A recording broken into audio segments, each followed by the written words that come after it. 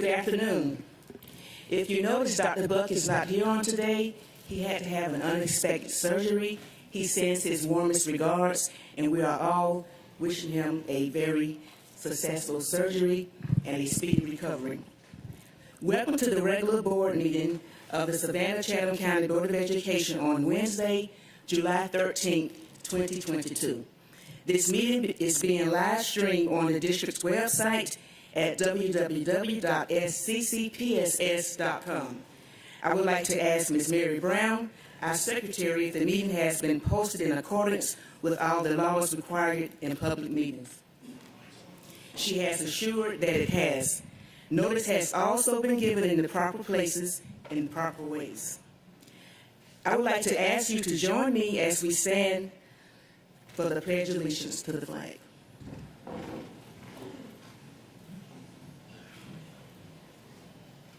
Allegiance to the flag of the United States of America and to the republic for which it stands, one nation, under God, indivisible, with liberty and justice for all.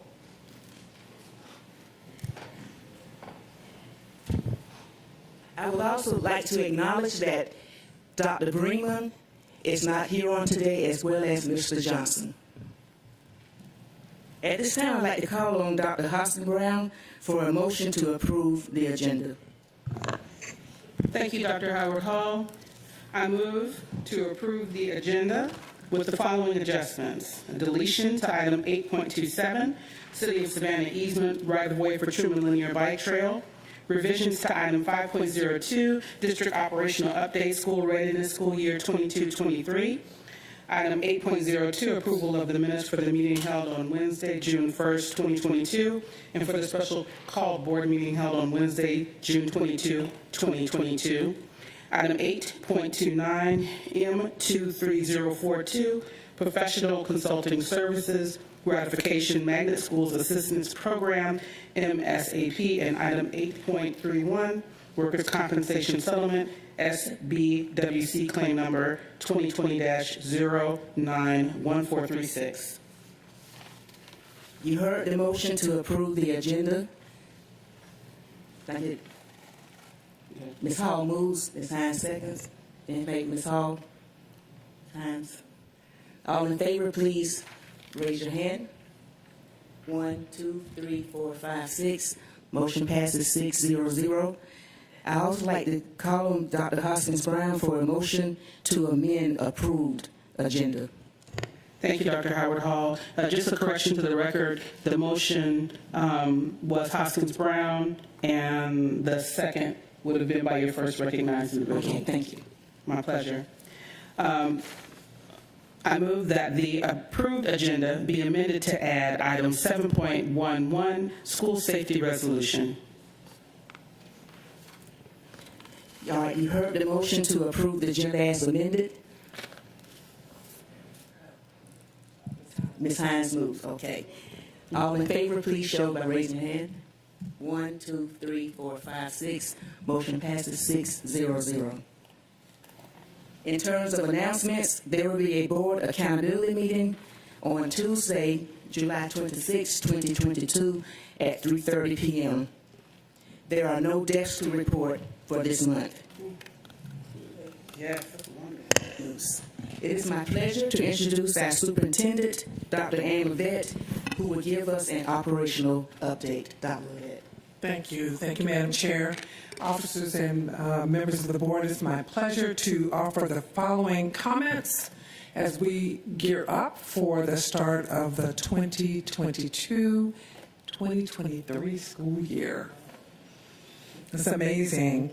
All signs point to yet another incredible and productive school year. Our skilled staff and devoted staff members are already planning and preparing for the arrival of our students on August 3rd, less than a month.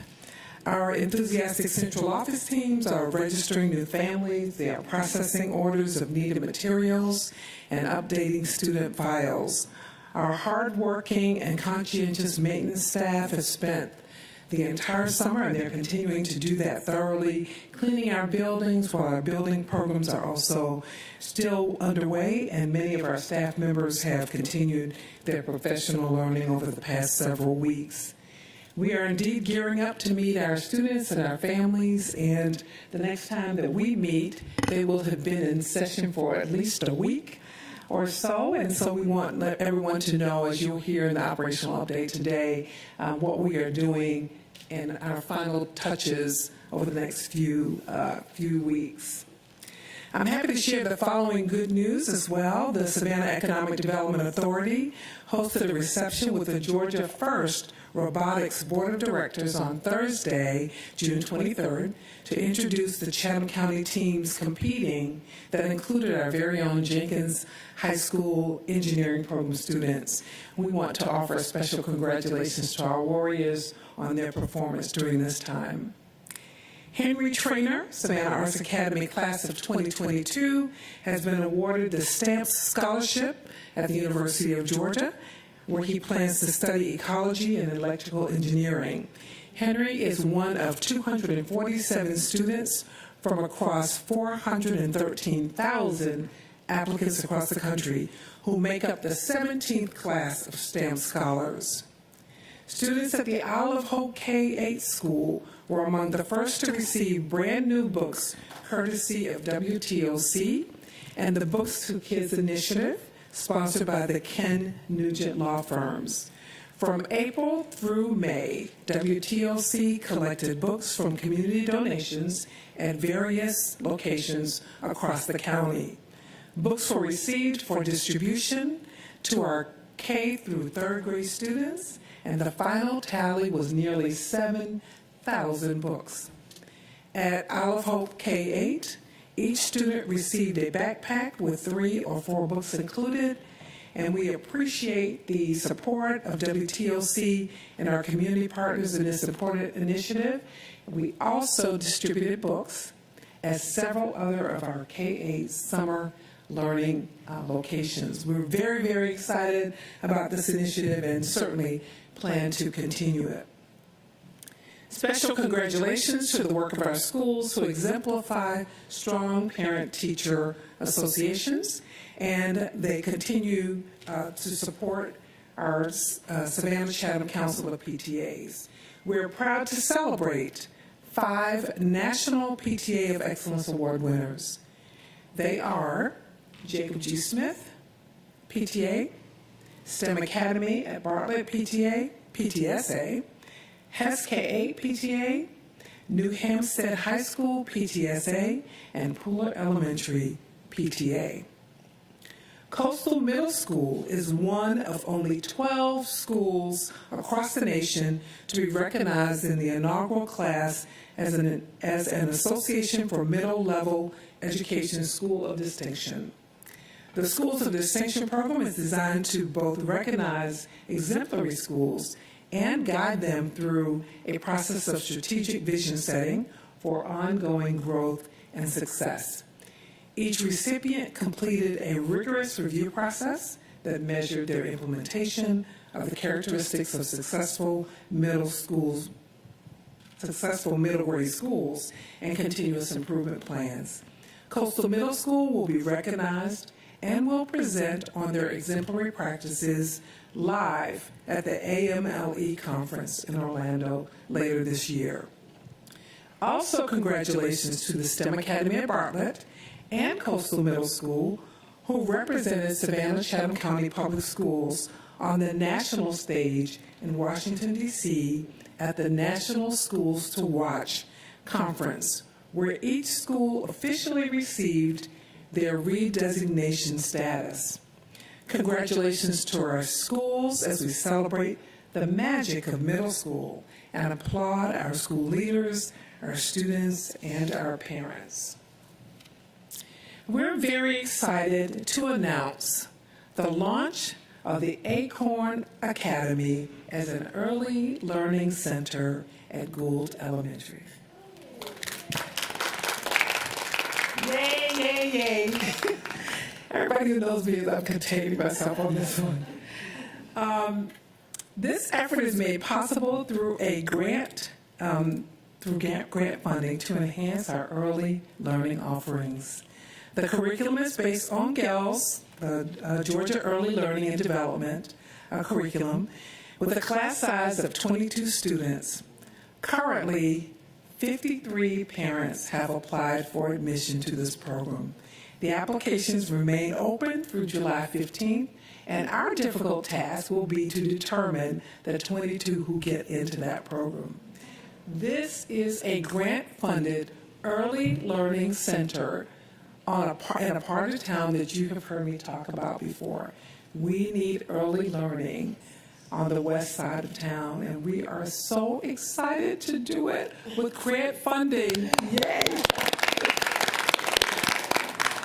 I'd love to offer special thanks to our team who put this together, Mr. Feliciano, Ms. Drott, Ms. Akins, Angie Lewis.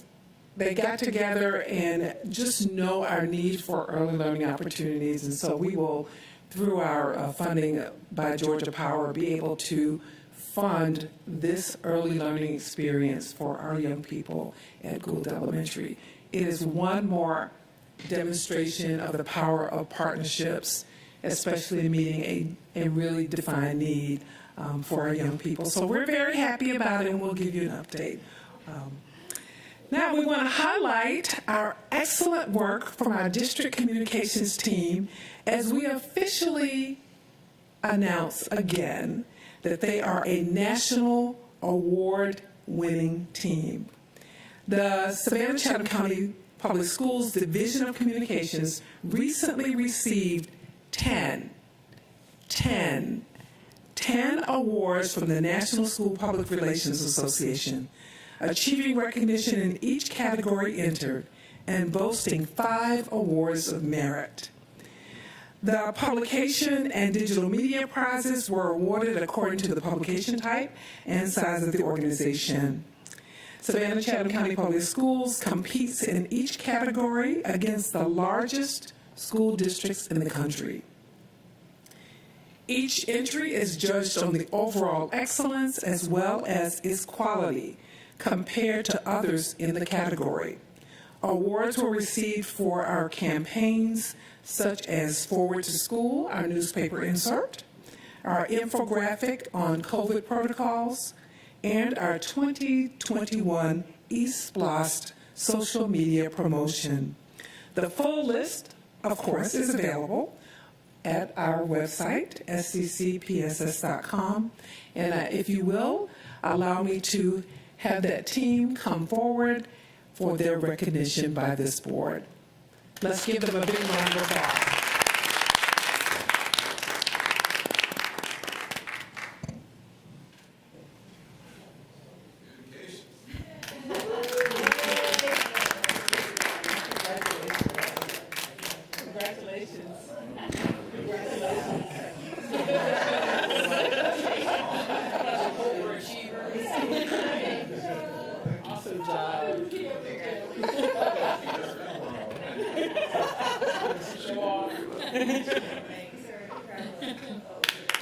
Another round for our communications team.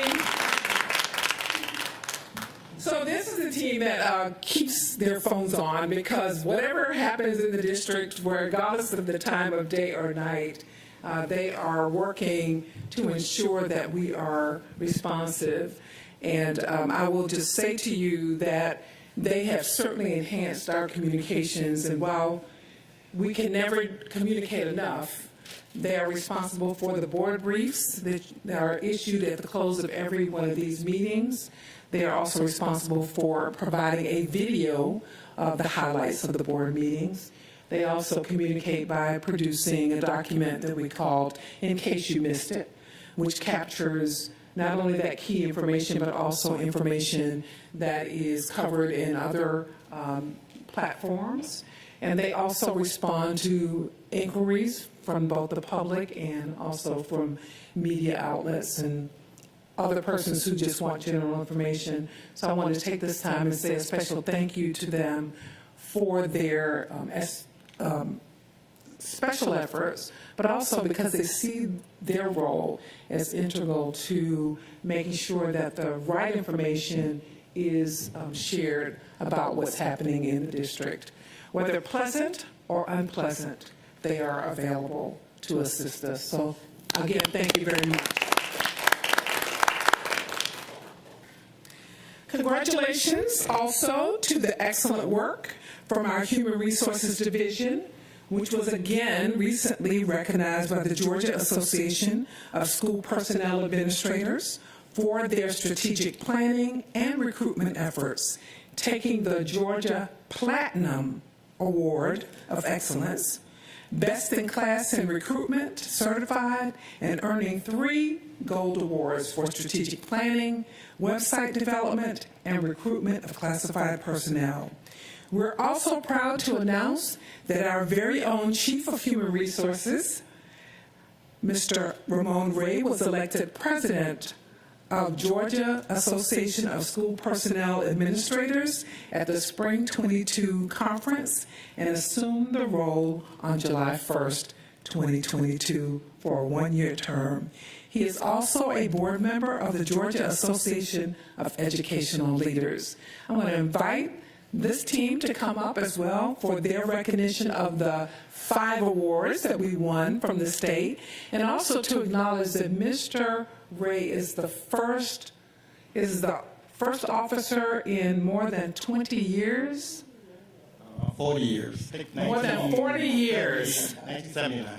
1979, we've not had an officer serve in this position in this organization until now.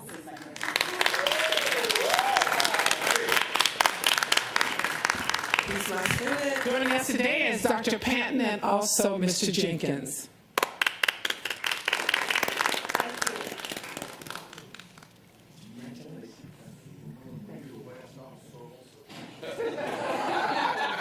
Thank you so much.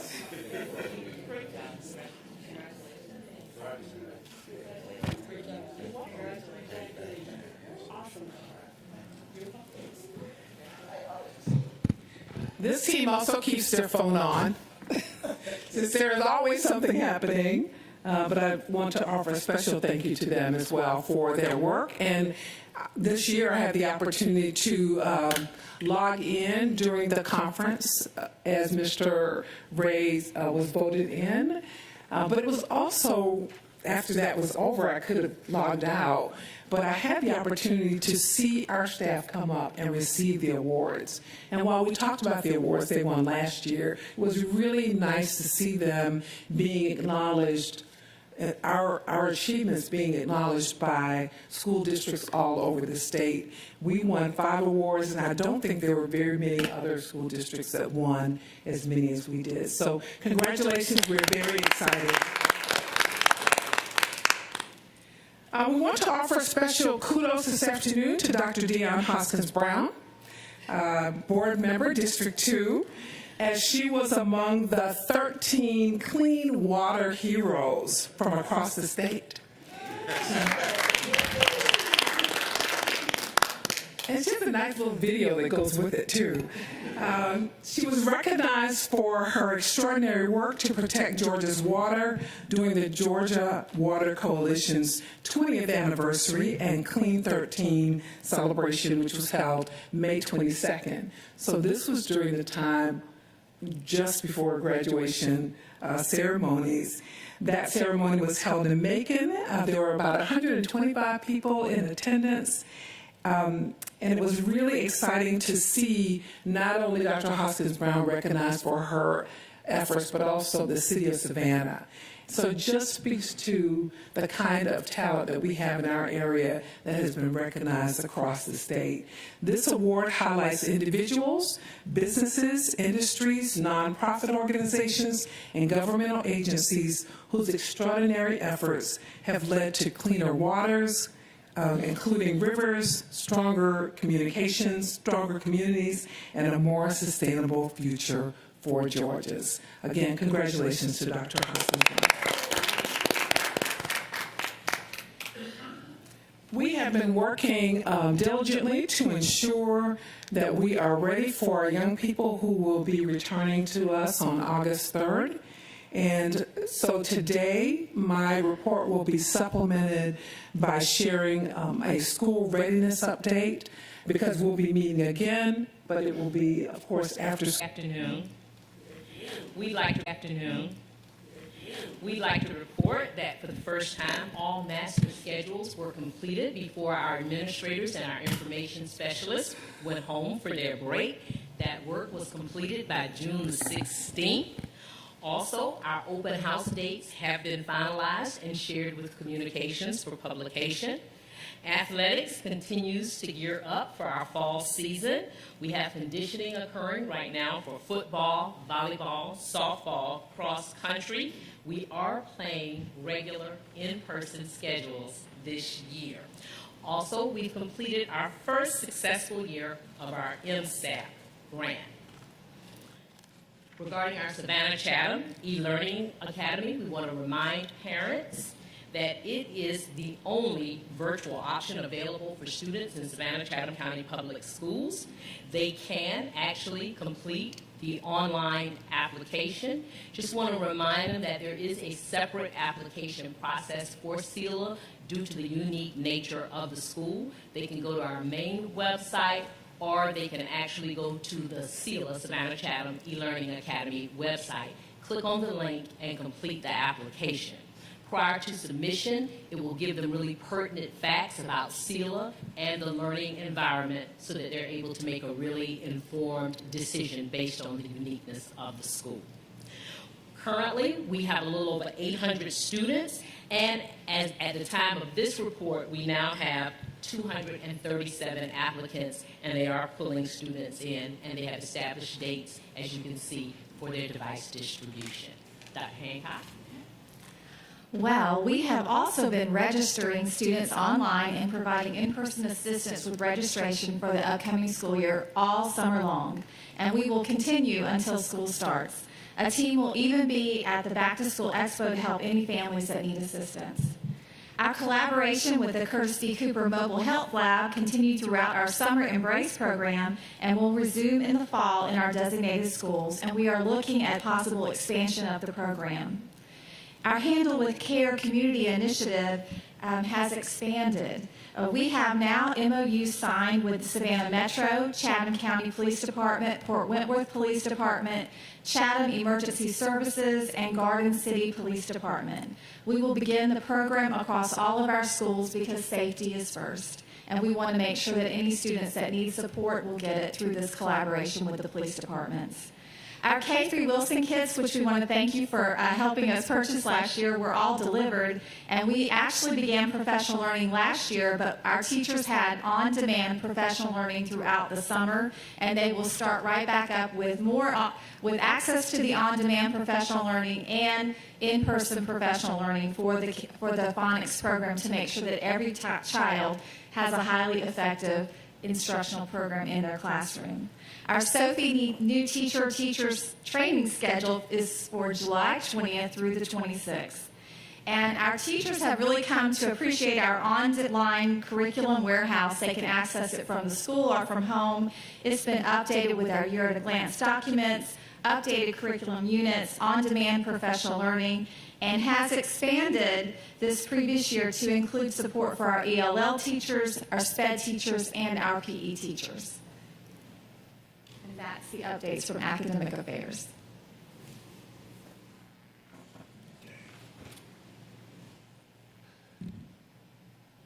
Good afternoon. We have reached a major milestone in Savannah Chatham County Public School System. On July 1st, the new Munis HR payroll system went online. The first payroll run, July 15th, has been processed, and today the file has officially been sent to the bank. We are now processing the check stubs for mailing out for the employees to receive them this Friday and the following Monday or over the weekend. We successfully closed out the previous school year and have opened up the student information system and instructional systems for school year 2023. New to school year 2023 is a dedicated online application and registration process for our E-Academy. That's SELA. Parents that are interested in applying can go to the public website. A dedicated process has been established because SELA has unique requirements that need to be met in order for families to participate in that program or school.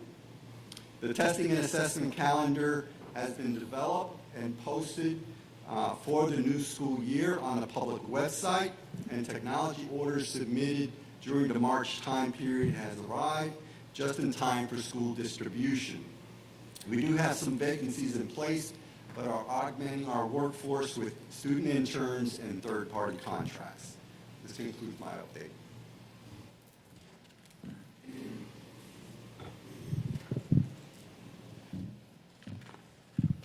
Yes, for the human resource update, just wanted to remind the board, I think we, information is sent out, but we have our SOFI, which is our really new employee orientation on certified, will be held July 20th through the 26th.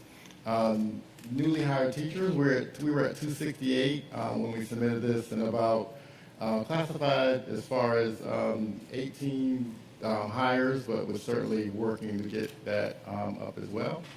HB 385, which is the new law that allows retired educators to return full-time in mathematics, English, language arts, and special ed. We have hired at least 4 teachers under that right now. We're working on more that will be coming back from our retirees working in a capacity that's more than 0.49, which is the limit that they have without the law. Classified teacher vacancies, you can see we have about 65 on the classified side.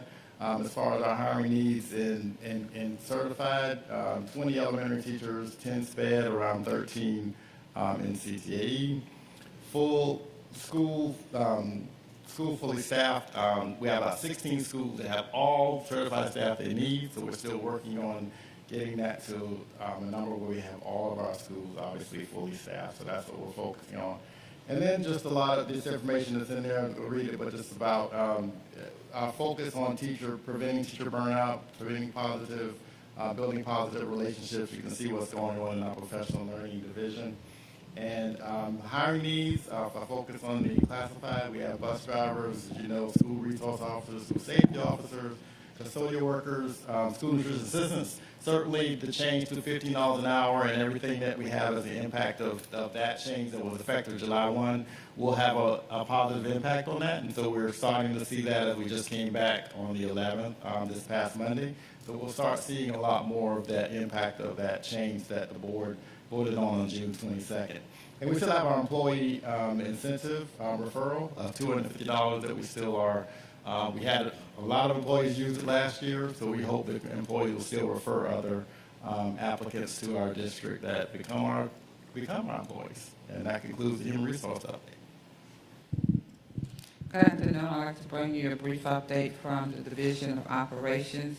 Our maintenance and operation team continues to ensure that our schools are disinfected and sanitized, and we're ready to receive students. We're continuing to develop teams where we see those custodial shortages. So those teams, those current custodians who have made an effort to work across their schools across the district to ensure that our buildings are clean, and we are meeting our goal to make sure that cleanliness is number one for us, and we're providing a sanitary environment to our students.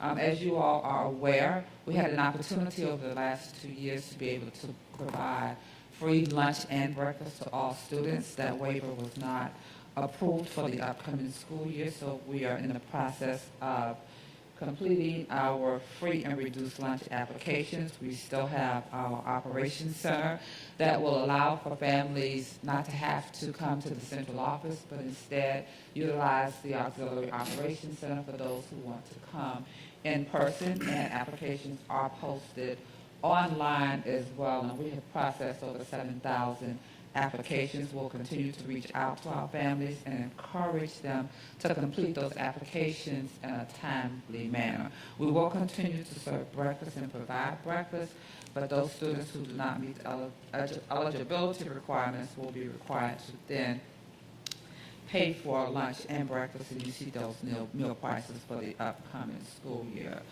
We continue our efforts in regards to recruitment for transportation services. We still have a critical shortage, but our drivers, who are all credentialed drivers, monitors, and staff, will be providing assistance where necessary. We'll be working with across the district to have staff who currently are credentialed to assist with some of those routes as well. You see some of the new options that we have in place relative to geofencing.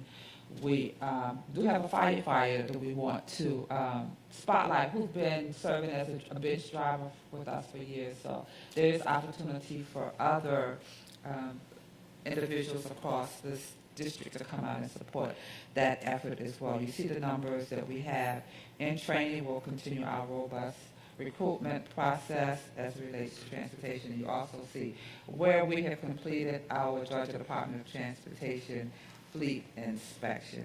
I'm encouraging all parents to make sure that you register. Advise us if you will need and require transportation. That will help us tremendously. It gives us an opportunity to consider expanding those options for pupil transportation services. It is our goal to have all route information available the week of July 25th as we prepare for back to school.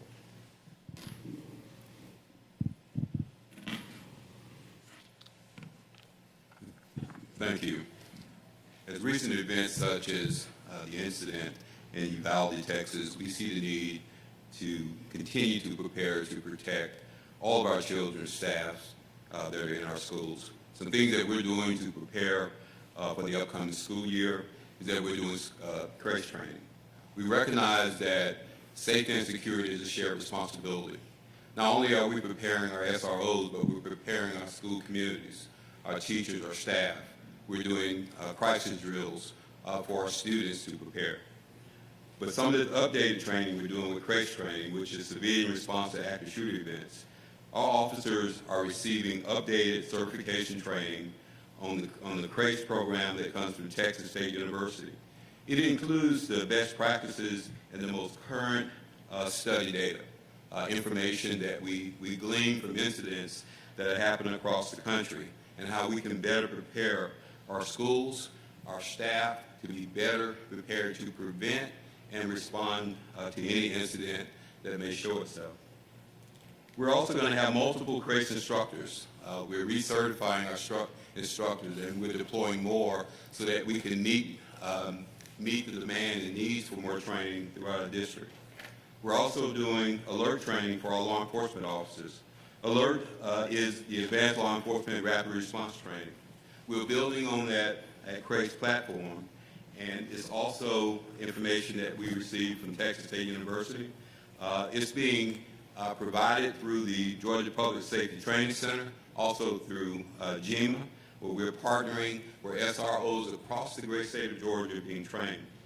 We plan to send all of our officers to receive this critical training as the opportunities avail themselves. Our SROs, as we speak today, are going through active shooter response training.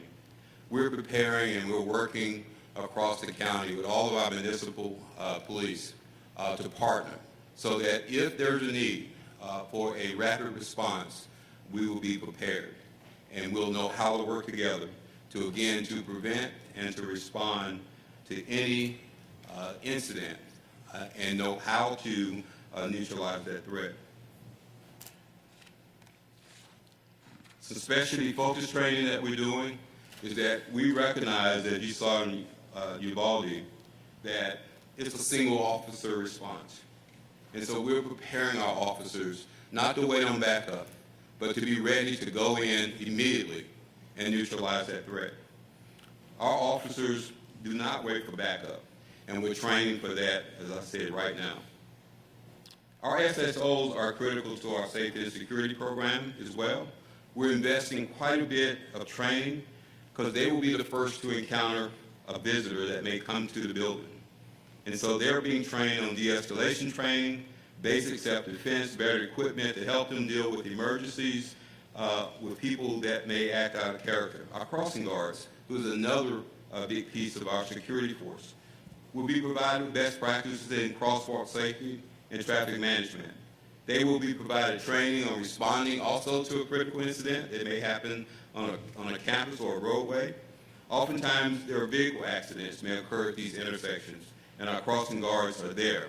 And they will receive training on how to render aid and what to do in terms of if they need to provide critical support during an emergency. I'm very proud that we recently received a grant to purchase a simulator. It's a use of force simulator. It allows officers to experience stressful simulations in a controlled environment. This controlled environment allows them to hone their skills, and then there they get to make the mistakes there doing simulations so that when a real life situation occurs, they're better prepared. They'll be looking at things like active shooter response, de-escalation, working with people in mental or emotional crisis, handling emergencies involving people with special needs. And there's thousands of other scenarios that this technology will allow us to better prepare our officers and staff to provide security. Another piece that we're very excited about is that we're working for building and facility maps. Those building and facility maps and that technology will help us create maps that will show evacuation routes, emergency equipment locations, entry points. It also would help first responders to better understand the layout of the campus and the schools that we have. So that's something that we're very excited about. We're in the process of looking at that technology and purchasing it and bringing that on board. Handle with Care is something that we're very excited about. It is a great partnership right now with the Savannah Police Department.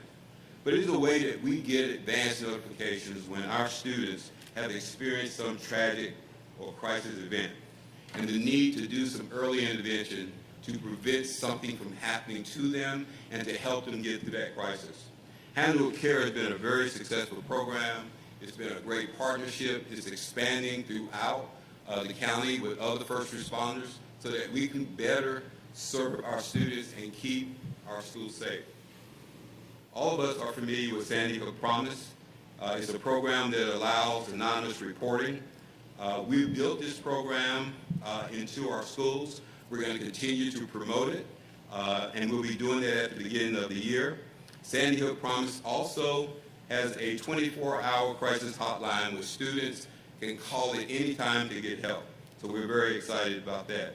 One of the biggest challenges we have is social media. We have a Think campaign that we're working very close with our communication department to get information in our schools, to get information out, to help our students think before they go out and they post something. Because once you hit the send button, it's always out there and you can't get it back. So social media has been a big challenge for us. We want the Think campaign, which is it true, is it helpful, is it inspiring, is it necessary, is it kind? It's something that we're putting a lot of emphasis on this year to help cut back on some of the threats and the dangers in social media. We're also going to be kicking off our student pledge against gun violence.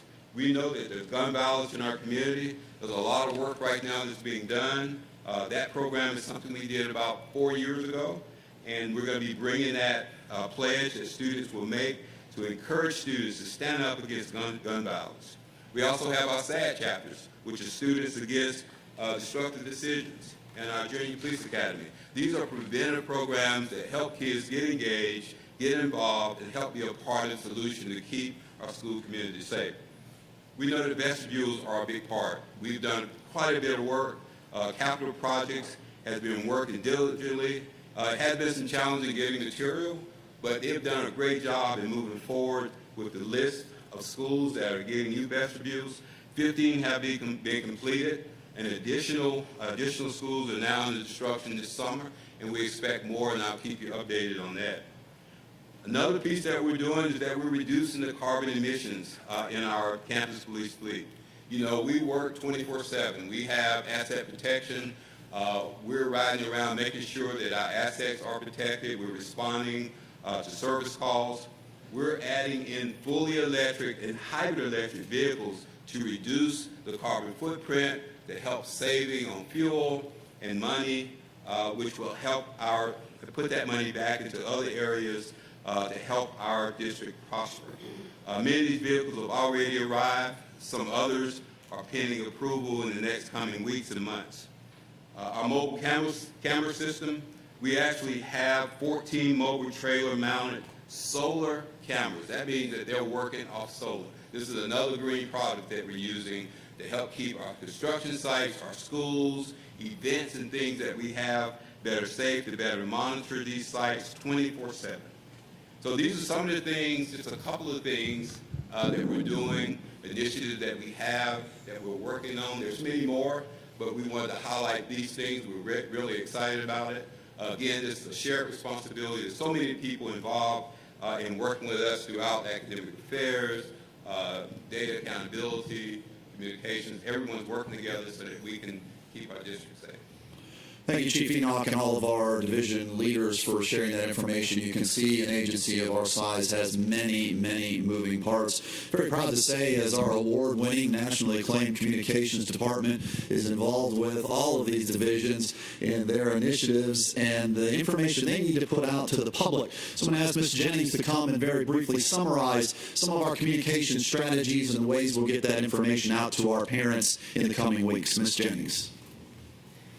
Thank you, Mr. Hediger, and thanks for the opportunity to share our plans for promoting getting ready to go back to school. We're already underway. You will have noticed the website is already including back to school information, and we have a variety of topics that we'll be covering on that page.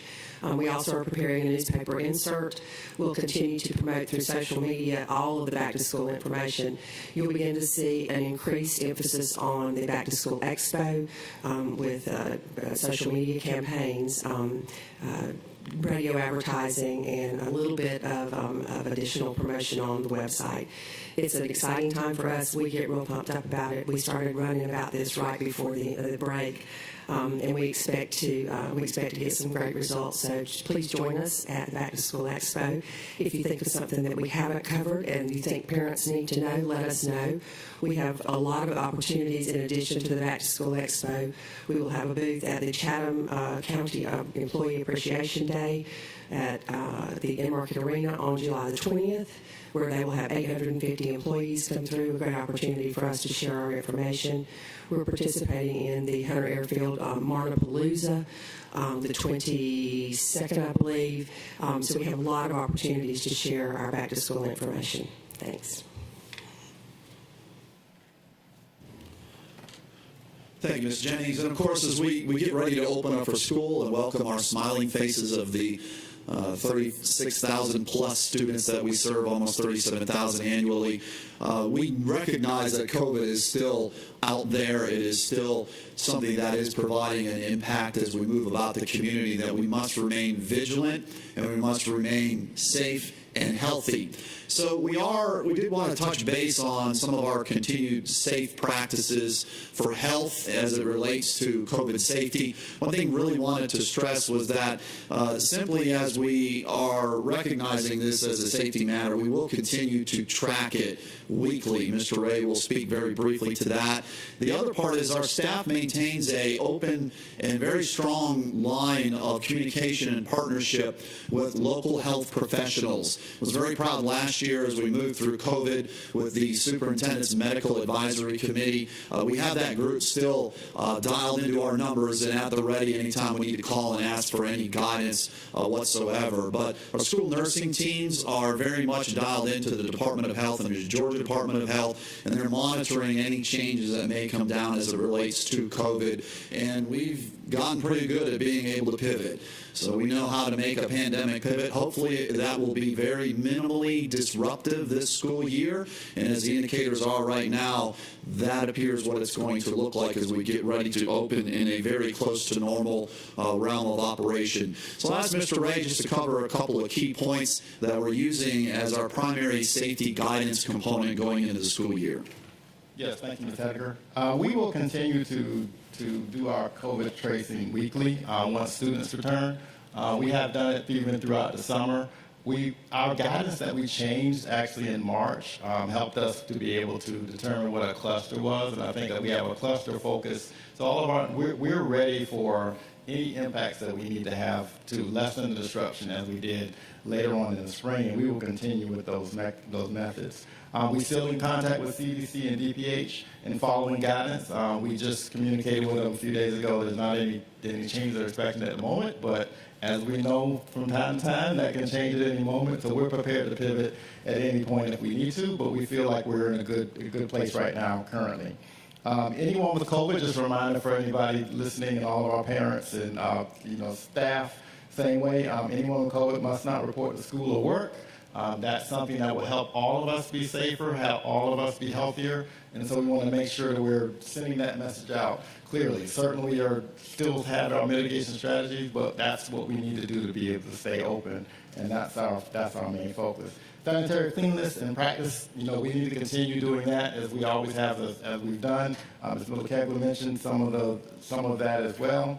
Face cover remain optional. Want to make sure the public is clear of that. We haven't changed that. We actually started, I think, March 7th.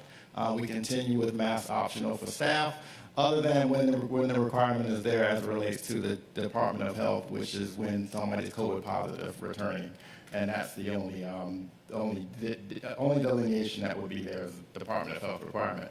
Efforts for mitigation as we continue hand washing, monitoring self, staying home when ill.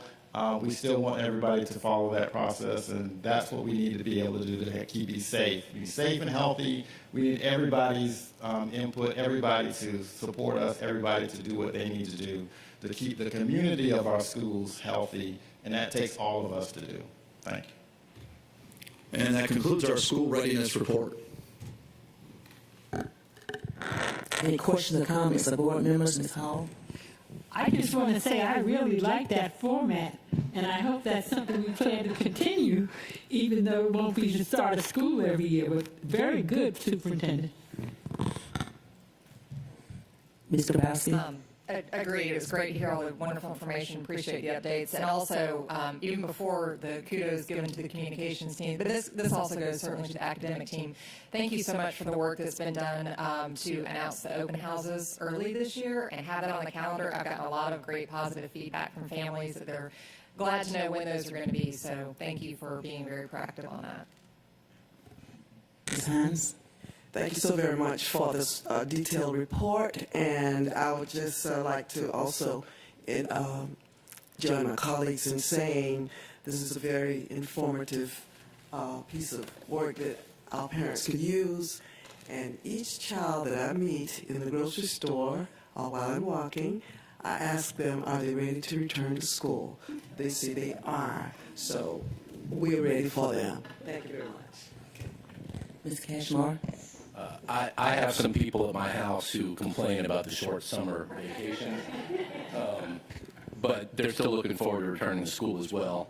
I just wanted to echo the congrats. One of the things I was thinking of as I was watching this presentation is we have folks in leadership positions that have been there for a little bit, and we've seen the growth and the proactivity and the good ideas being implemented earlier and earlier, and we've seen that year after year. And as a board member, but as a parent who consumes this stuff as well, and my kids consume this stuff, I just wanted to say thank you. We were already at a pretty high level, and we continue to up our game, and the details and the proactivity and planning ahead is just really good to see. So I just wanted to say thank you for doing that.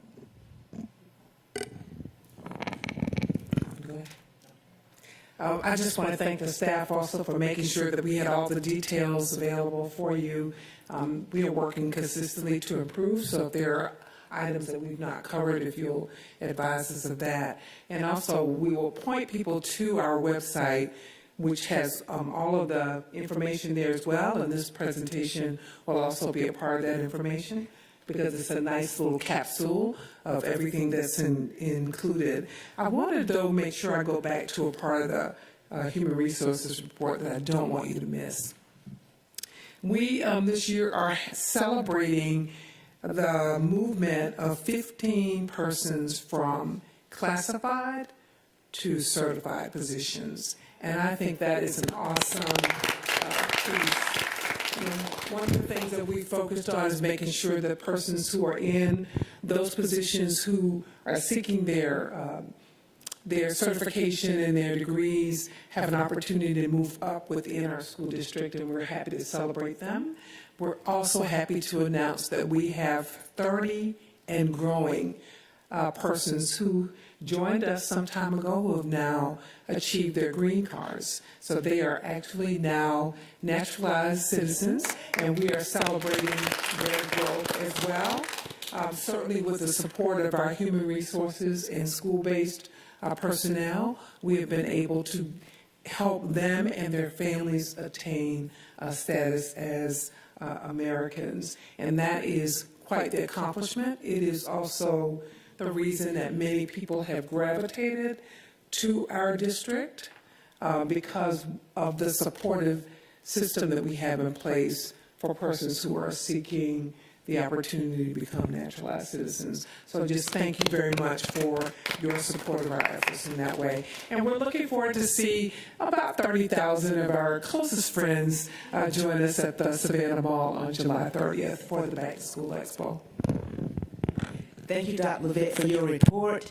Thank you for the good news, and thank you for everybody that is participating with everything. And I also just like to acknowledge the thank you to our Title I department. When I saw that all those Title I plans are complete, that was good news because, as we know, the state calendar ends on June 30th, but with the federal calendar it ends on September 30th. So this is quite early for those plans to be completed, and I'm excited about that. So thanks to everyone.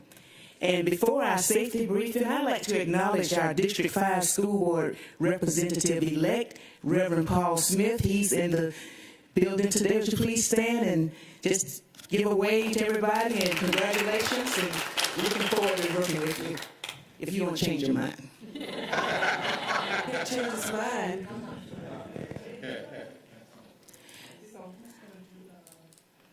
We have we only have one appearance before the board today, so our officer will give us a safety briefing as we are preparing for that appearance.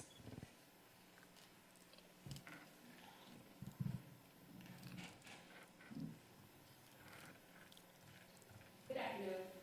Please remember the most useful comments are those that are... Officer, if you would please come up to the podium so we can hear you. Please state your name because I'm referring to you as officer and not... Officer Williams. Officer Williams, thank you. Please remember the most useful comments are those that are related to matters of policy over which the board has jurisdiction. All comments shall be made in a professional manner that is not disruptive to the meeting. Guests should avoid name-calling towards staff, board members, and should avoid using profanity. Please follow the instructions of the board chair who presides over the meeting. The board chair reserves the right to call anyone out of order who violates the rules of public appearance. We appreciate your interest in the work of our school system. Thank you. Thank you. We only have one person that signed up today to speak, and that is Ms. Beth Maggioroni. So if you would please come forward, ma'am, and welcome. Good afternoon. Good afternoon.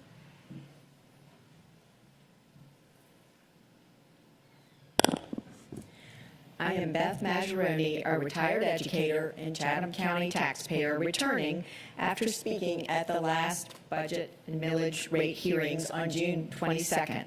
I, along with many taxpayers and one school board member, expressed concern at this meeting over the rushed budget process that caused a $75 million error and was caught by a private citizen.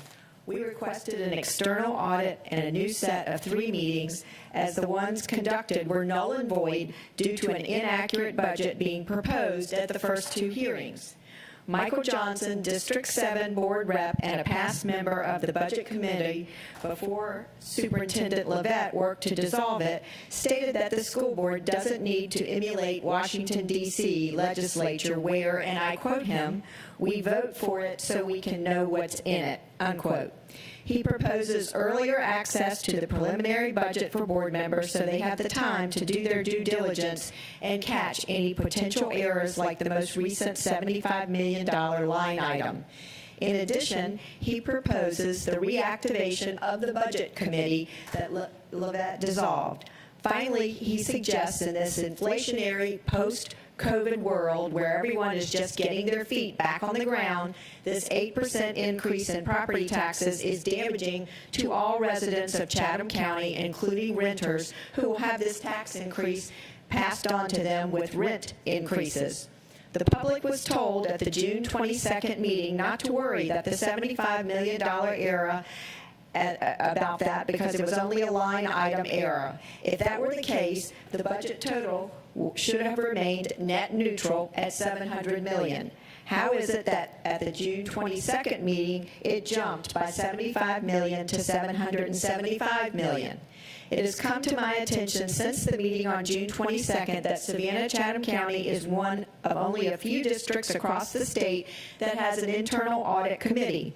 This internal audit committee reports not to the superintendent, but to the board president. I have it on good information that this internal audit committee was not involved in the budget process before the budget was passed by the board on June 22nd.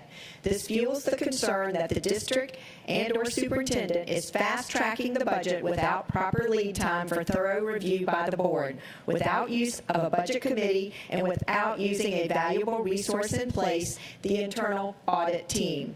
This lack of due diligence accounts for the extreme $75 million error found to date and causes the taxpayers of Chatham to lose faith in the stewards of the school system's finances and in the budget as it was approved. In addition, per the video online of the June 22nd special called board meeting at the 1 minute 47 second to 2:09 second mark, Representative Howard Hall, as VP, moved that the agenda be approved with the following deletions to include final adoption of the fiscal year 2023 budget for all funds. The room clapped as we interpreted that deletion to mean that we had been heard and the budget vote had been deleted and moved to a later meeting date.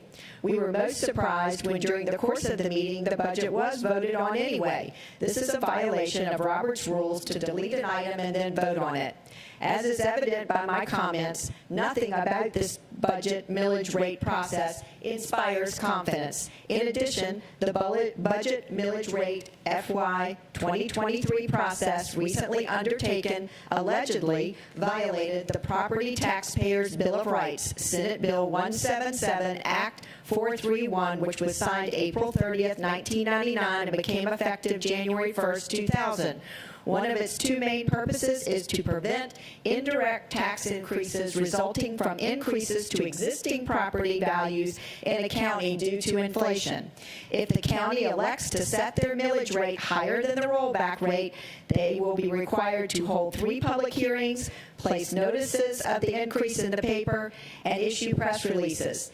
Even though an attempt was made to meet this obligation by the Savannah-Chatham School Board, it was allegedly maladministered as the budget had an error for 2 of the 3 meetings and Robert's rules weren't correctly followed for the final special meeting where the vote was taken. Based on this, I am evaluating my option to submit a complaint to the Attorney General's office alleging violation of the Taxpayers' Bill of Rights. Thank you for your time. Thank you. Madam Chair, officers, and members of the board, I do think it's important to make this statement, and you may respond as you need. The board names, sets, and convenes committees. I think everyone should know that. The superintendent does not name the budget committee. Superintendent does not convene the budget committee or any other committee. So thank you for allowing me to put that in the record. Thank you, Dr. Levette. Moving on to board matters, I'm going to ask that Mr. Hediger come forward and lead us through the Board of Education matters. Thank you, Madam Board President. Taking the board through the Board of Education matters, a number of policy first reads for your review. Item 7.01 is policy EDDA. This is a 4-year review. It is a first reader.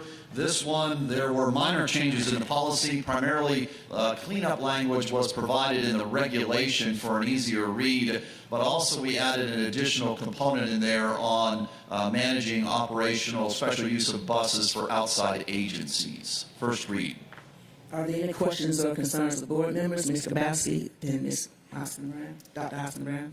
I had a question about the process as far as the request that has to be submitted, and certainly understand that there needs to be a lead time to process those requests of 10 working days. Does that allow for provisions where, say, for example, an athletic event is rained out and then it's rescheduled, maybe a week later, so that you don't have that 10-day window available?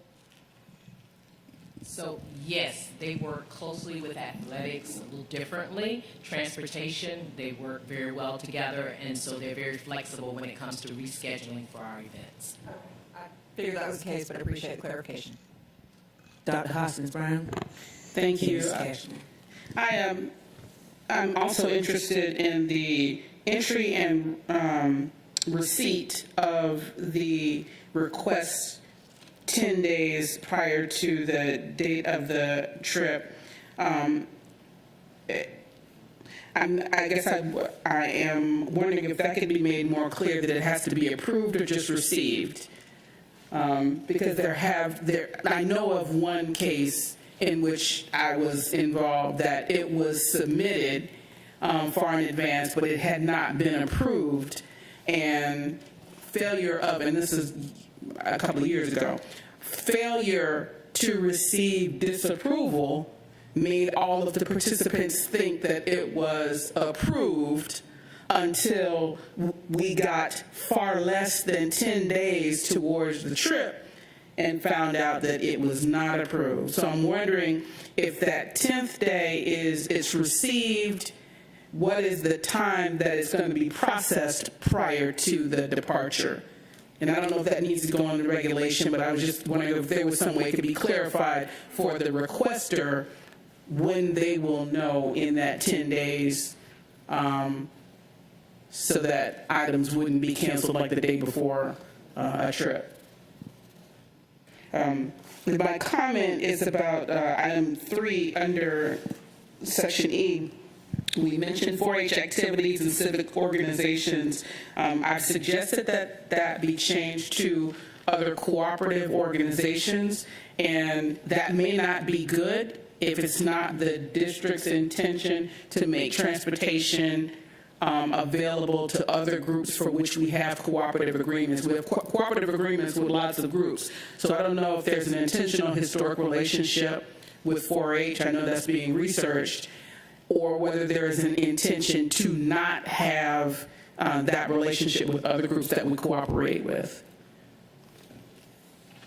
Yeah, so part of the spirit of the review, and I appreciate you bringing that up, we did do some historical review to see that 4-H component, and we were not able to find any specific references to it. I do think that, as you will see, the spirit of what the primary focus is on the registration side is outside agencies, that a 4-H reference could, as you had indicated, fall into what would be called an outside agency. So we'll look at it with that eyeglass as it comes back for the second read. Okay, and I'm a director of a cooperative program. There's a document that creates that program, and I will let you know I take advantage of every single thing available to me and my students that I can hang cooperative program on. So if you want to make sure that you kind of have a funnel on that access, then you may want to address it. But I use the cooperative status and the document that defines it to allow me to do a lot of things that were not in the imagination of administrators. So I'm attempting to protect you from people like me who may be very creative. Excellent. We'll take a look at it closely from that, and then we'll also get back to look at the clarity that could be provided in that 10-day component. And that's one of the benefits of these types of reviews, is to look at it from multiple angles. So if we see something in there that could be clarified better, we can bring that back in a second read. So we'll look at that as well. Mr. Cashmore, and then back to Mr. Grabowski. Yeah, I too was concerned about the 10-day, and maybe a way to address that is, where the trip is more than 10 days out. But I've also received comments or complaints, concerns about transportation related to field trips and what's the process for doing the request. And people at the school level were confused. I thought I submitted it appropriately. It didn't make it to the right place. So we need clarity and simplicity, and here's how it happens. The other comment I have is, we consolidated the numbered sentences into a paragraph, basically. There's some changes. I'm also concerned about the sentence, all requests must be approved by all required levels of approval. But it doesn't say what all required levels of approval are. What we're deleting said requests have to be approved by the principal or director of the school or department concerned. I'm concerned it's going to exacerbate and lead to more complaints of, well, I got approval from my department chair, my assistant principal, the athletic director, the principal, and my deputy superintendent. I didn't know the assistant secretary to the deputy assistant of the transportation department had to approve it as well.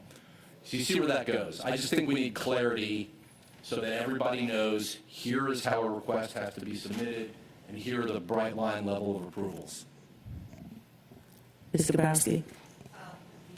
Dr. Hoskins-Brown's comment reminded me on the policy, does this mean that if other agencies are requesting use of our buses, I certainly understand and completely support they have to be driven by our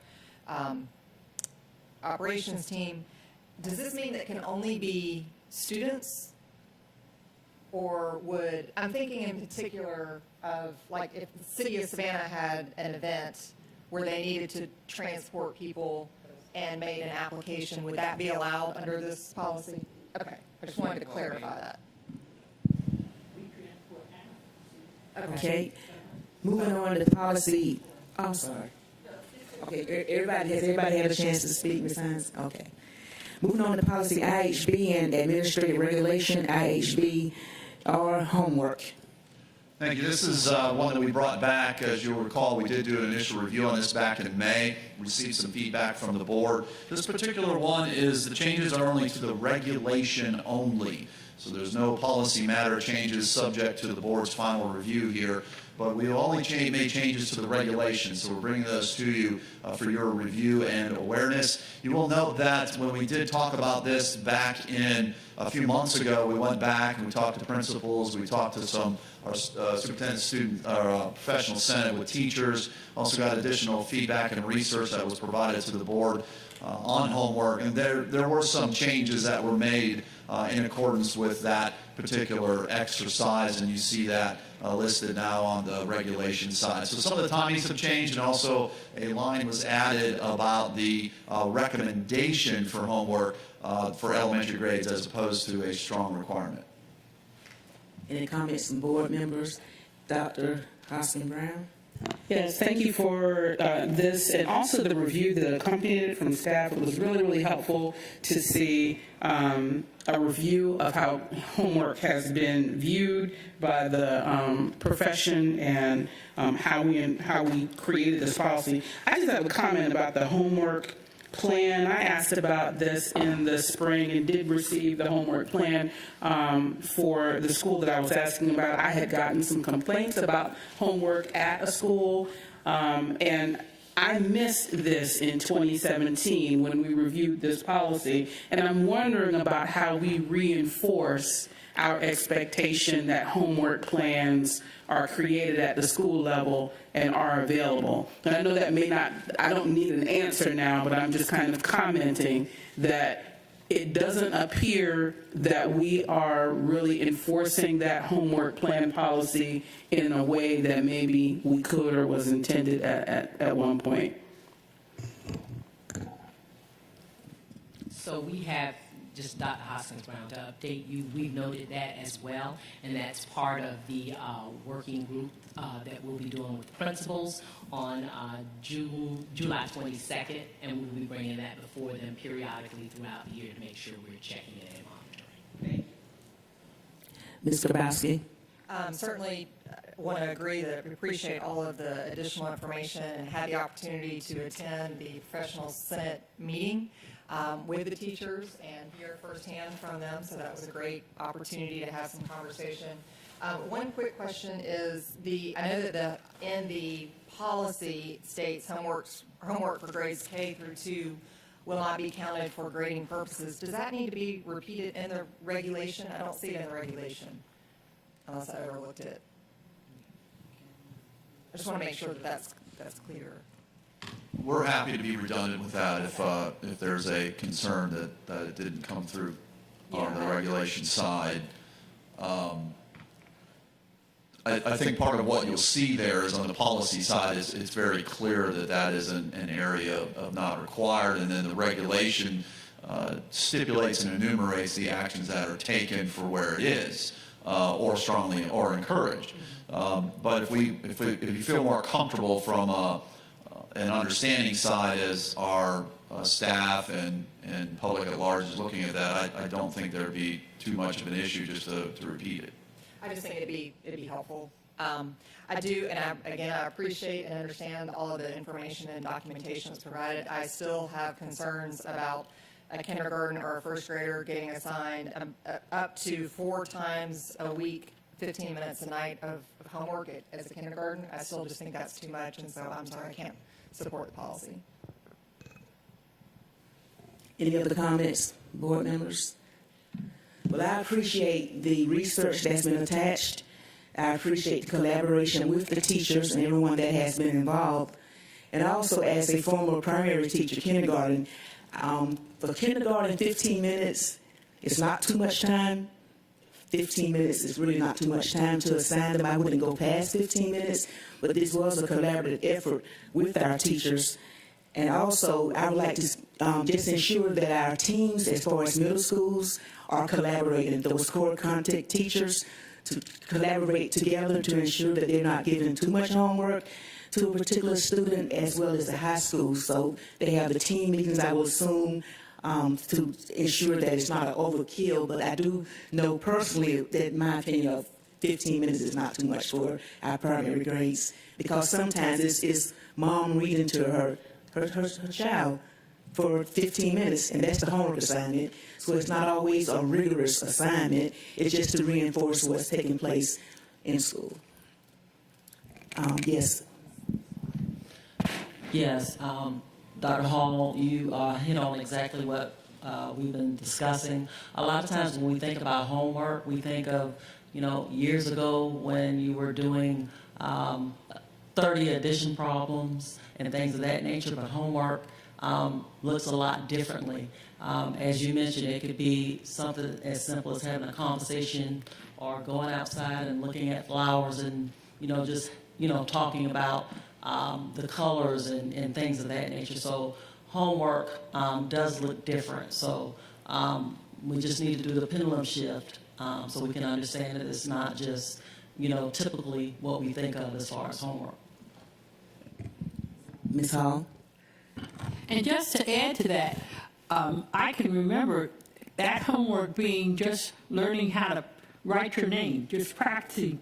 And it was exciting to practice, especially the longer your name is. That was a very good exercise. So, Denise, I think that you're thinking about content intense situations, but it really tends to be just practice, as I recall, practice on things that you really want to get skilled at quickly, like learning how to write your name. Well, and maybe it's semantics, and maybe I'm splitting hairs, but I mean, reading to my child every night, I don't know. I don't think that is homework, and that's not homework for the child. It's homework for the parent to read to the child. I know that there are cases where I feel like this has been exacerbated, and I just think that encouraging our students, absolutely, encourage them to do these things. And where I'm coming from is really, we talked about how students are all so different. And if you have a kindergartner who's already struggling in school and just trying to make it through a day, and then there's an extra homework assignment that places a weight on that child where they can't develop that natural love of learning, that's the child I'm really worried about. I'm not worried about the kids that are naturally loving learning and they're excelling and doing really well. I'm worried about those that may not have the resources at home, or they may not have the support, or they may not have other things in place, and making sure that we're fostering that love of learning in a way that is encouraging. I'm not saying we're not, but that's really where my concern comes from. And maybe it's misplaced. I'm happy to have more conversations about it, but that's kind of where I'm coming from. Also, I served as a district parent liaison, and one of the district workshops that we would have is homework for parents to explain to them and show them how to work with their child with homework. So, once schools work together collaboratively and working with our parents, we don't want to punish a parent and we don't want to punish the child, but when we talk about homework and reading to our child, it's really engaging them. The parent is engaging with the reading and the child is being engaged by listening. And Dr. Levette. So it's a good thing we have to vote on that because it's a regulation. But I just want to just thank you for your feedback. I think if you look historically at school boards, we spend a lot of time talking about what homework is and what it means. And I would also say that if you have an opportunity to talk to teachers, what teachers want is for young people to go home and practice what they learned, especially at this age. The age that you're concerned about, what we want young people to do is to have a positive experience at school so that they can go home and practice their numbers and skip and run, especially for this age that there was a concern about. Remember, it's not required for this, and we'll be talking with teachers about it. I just have to say I trust our teachers. I think we have a few aberrations, but most of them are very tuned into children and their developmental levels. We do have some that come outside of that, and I think our principals do a good job of responding to it. But your concerns are noted. I have concerns about homework as well, so we share that. But I also think that anytime we can encourage practice, whether it's to say your letters or to recite Invictus, it gives the students an opportunity to practice what they've learned in school. But your concerns are noted. Any other concerns are noted as well, and it's a regulation. We'll definitely make some note of those, and you'll get a final copy reflecting the consensus of the group. So thank you. Moving on to item 7.03, and I'll let Mr. Hediger just read those as he goes along. Yes, thank you, Madam Board President. The policy and regulation change here on IHF appears somewhat confusing, and part of our effort was to really clean this up so that you can focus primarily on relevant years. As you'll note, there have been a number of changes over the years in graduation requirements, dating all the way back to the old leaver rate and then get into the cohort years. There's even been additional changes that are, we thought that were relevant based on some of the requests that we get from folks for historical relevant data. So we went back to what was the cleanest stepping off point and then deleted the others. The other onus on this was there were some changes to credit validation requirements and also requirements under CTAE World Languages and Fine Arts that was cleaned up as well.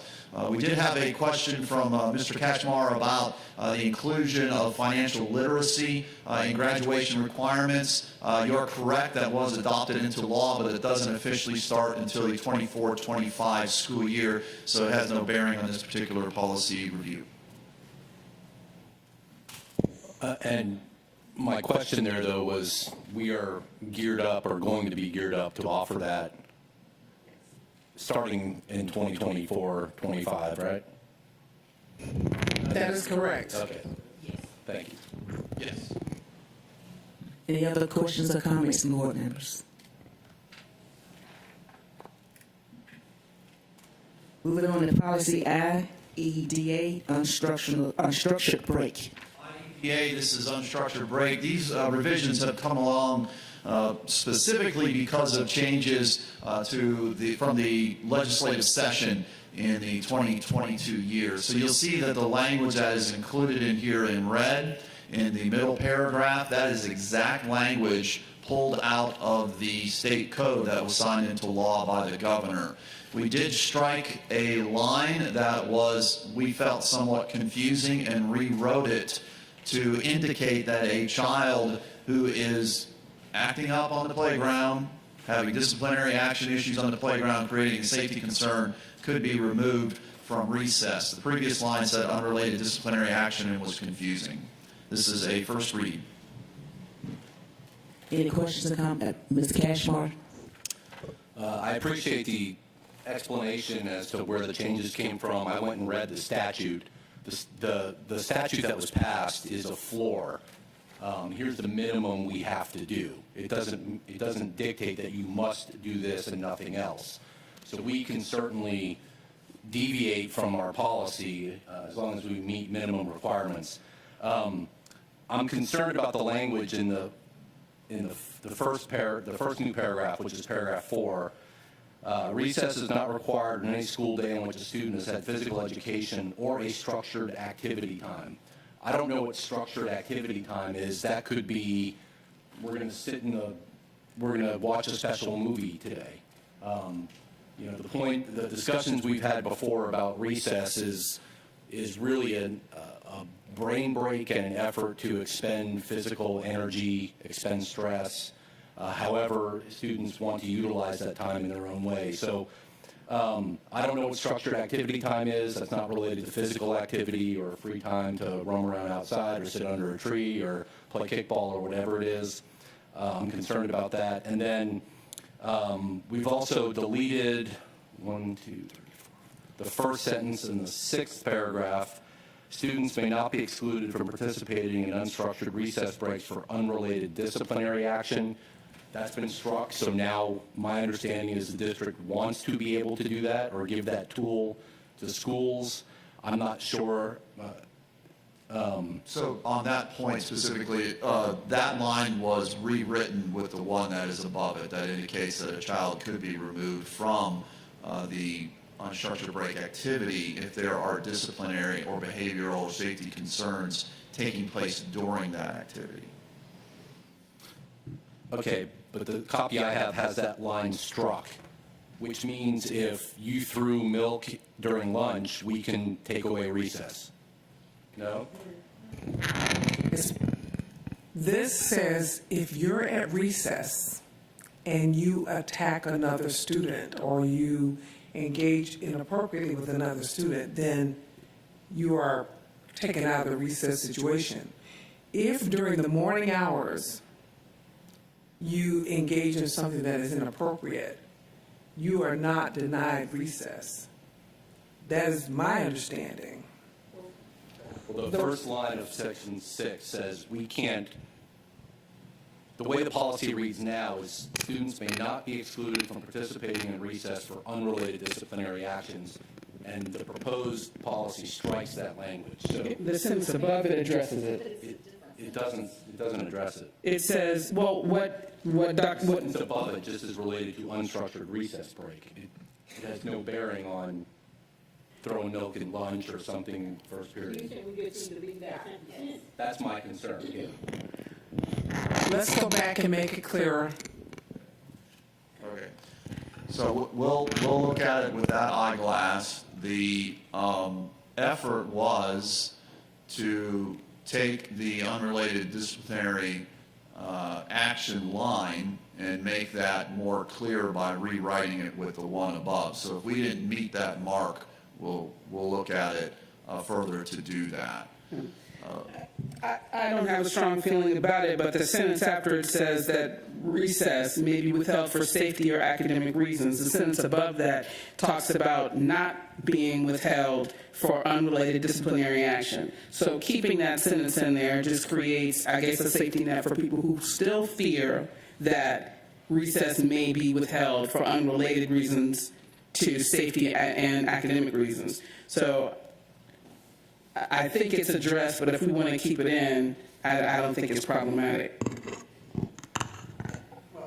I agree with Mr. Katchmar. I think that, and I wasn't on the board when y'all reviewed this, but I do remember, because it's something I think is really important, that the whole reason, my recollection that this was in here was because recess was being used as a punitive, like, if you don't behave, you're not going to get to go to the playground.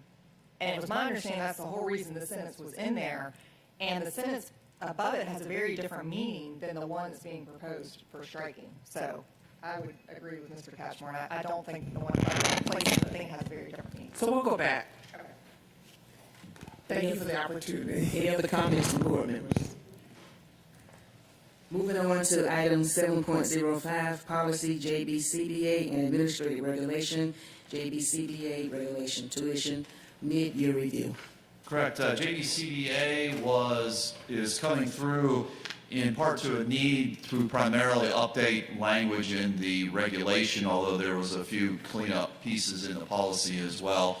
But the regulation side primarily was to set forth who and how our team responds to in providing bills for families who are in the system and they are having to pay tuition. So we did have an experience in recent time where there was some confusion over that with a family member that we served. We realized that, well, you could possibly have interpreted the regulation wrong. So we cleaned up that language, and it's very clearly written now that you're going to get a bill for the entire amount, which you could pay up front in total, or you could pay incrementally. And those are the primary changes. Any questions or comments of board members? Okay, moving on to policy GARH and administrative regulation GARH, employee leaves and absences mid-year review. 7.06, this is a regulation change only. Again, we had some experiences with staff members who were reading the language in a certain way when it pertains to when certain leave was allowed for school-based personnel. So the primary changes that we looked at were cleaning up that language and making it very clear when school-based personnel would not be able to utilize leave. So you'll see those specifically referenced in there on pre-planning days and the 5 days of the remaining last 5 days of the academic school calendar, for example. Any comments or questions of board members?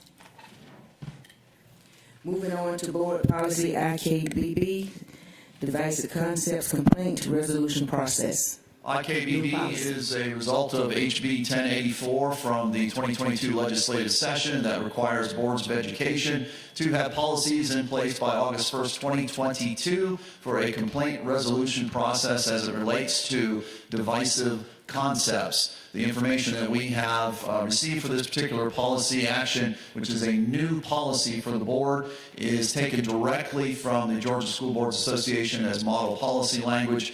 We have compared it against what the state provided, as the SBOE was also required to provide model policy language by July 1st. And per our legal review from our legal team, we do feel that the GSBA model language that's presented in front of you is better quality language. There are some pieces that we can potentially take from the School Board Association, or I'm sorry, from the State Board of Education, which also could potentially end up and will likely end up in an SBOE rule, which will provide very clear steps as far as complaint resolution process. But that is also listed in the GSBA model policy, so we feel that this puts us on good track to be compliant with the law.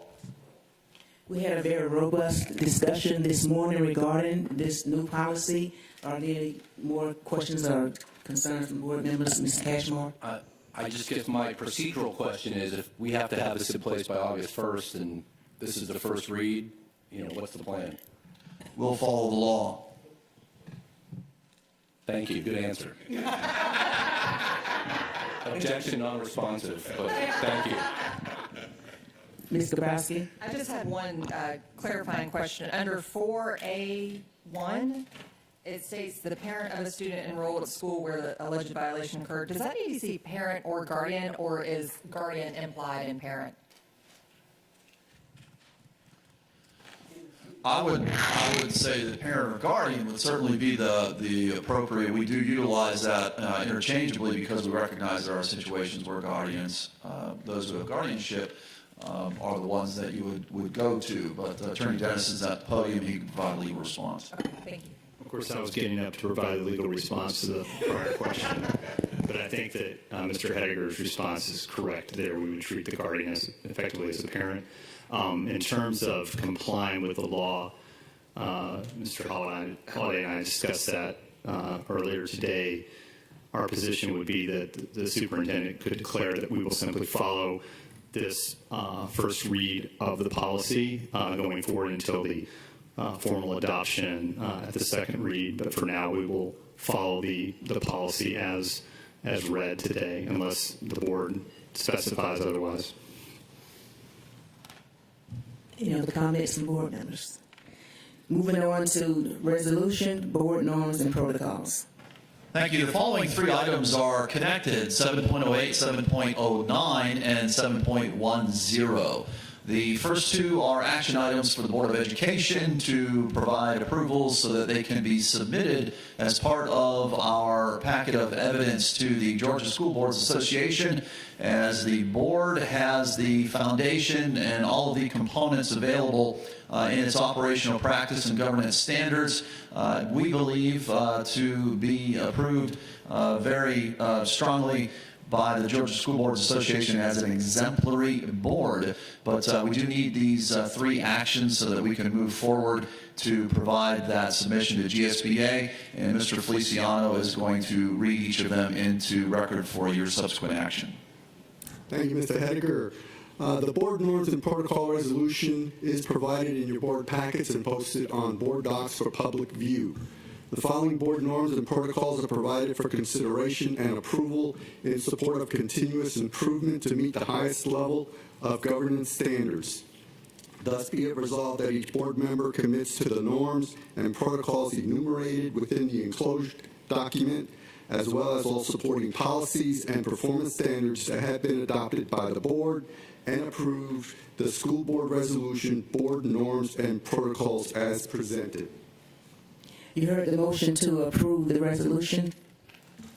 Dr. Hoskin Brown moves. I do. Second. Nobody wants to have norms and protocols. Nobody wants to do whatever you want. Seconds. All in favor to approve the resolution, show by raising hand. It's time. Okay. Discussion. Yeah. Okay. Any comments?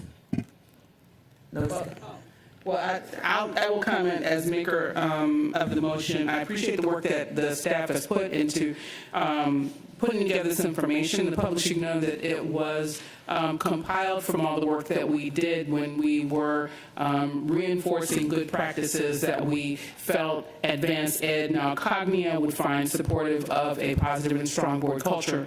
I appreciate also that the staff has gotten us back on the track of being in line to be what used to be distinguished board, now exemplary board, so that people can see our best practices from across the state. So thank you for your leadership in doing that. My question about this is that if we approve it today, and it is going forward as a packet, I see that there's a signature page. Is there a page that's going to be circulated for the signature of the folks that are present, or are we going to handle that logistically at another time?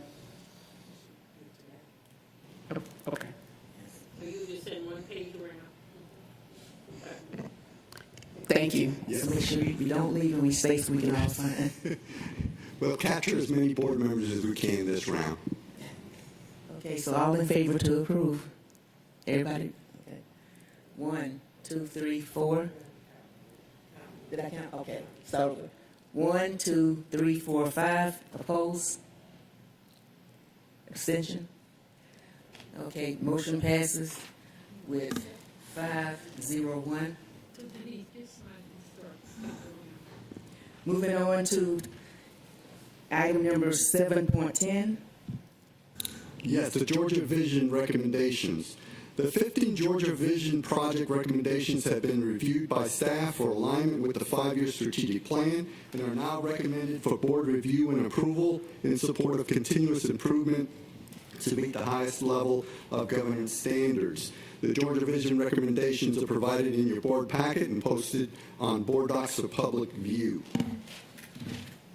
Thus be it resolved upon the recommendation of the superintendent that the board endorse the recommendations listed above for the updated Georgia Vision project and include them in the Way Forward 2026 strategic plan.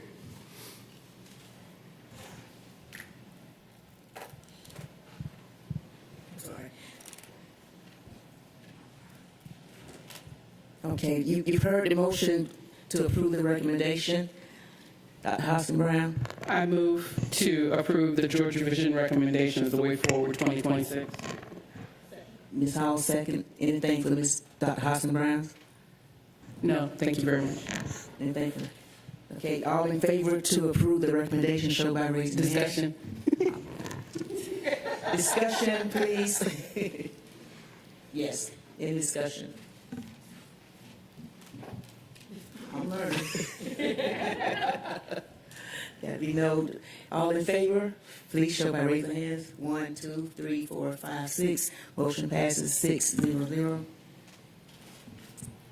Moving on to item 7.11. I'm going to ask Ms. President, we just did 7.09. We do now need to hit 7.10. Mr. Feliciano. I'm in a hurry, huh? 7.010, moving on to 7.010. Thank you. Thank you, ma'am. This is the Exemplary Board of Distinction application. The administration seeks approval to submit the application for GSBA Exemplary Board recognition. GSBA offers 3 recognition levels: quality, distinguished, and exemplary. Exemplary is the highest level in board governance. Thus be it resolved that the board does hereby authorize staff to submit evidence supportive of the criteria required for recognition as a GSBA Exemplary Board of Distinction. You heard the motion, well, you heard the recommendation to approve. Miss, who's first? Ms. Hall? Dr. Hoskin Brown, second. Any comments? I would just like to say I'm so thrilled that we're back at this point that I don't think we ever should have left. So I'm very happy about this. Any comments from Dr. Hoskin Brown? I was only going to offer that Mrs. Hall is extremely competitive, and she's been waiting to get back in the fight on this for some time. So I want to thank your team. Also want to thank internal audit, all the staff members that contributed to the application. It is not an insignificant bit of documentation, and we appreciate your work. Any other comments from board members? All in favor? 1, 2, 3, 4, 5, 6. Motion passes 6-0-0. Now, moving on to item 7.11. Mr. Bowski. This is a resolution to support school safety and prevent gun violence. And as much as it breaks my heart, I read it like 5 times, so I wouldn't do this. It's important. Savannah-Chatham County Board of Education resolution to support school safety and prevent gun violence. Whereas our public schools provide a safe place for teaching and learning, where consistently high levels of academic and social development are achieved, and whereas senseless and tragic mass shootings at places such as schools, colleges, and universities, movie theaters, music festivals, hospitals, and medical clinics, shopping areas, parades, and religious institutions have highlighted the dangers of and clearly demonstrate that gun violence can occur at any place and at any time.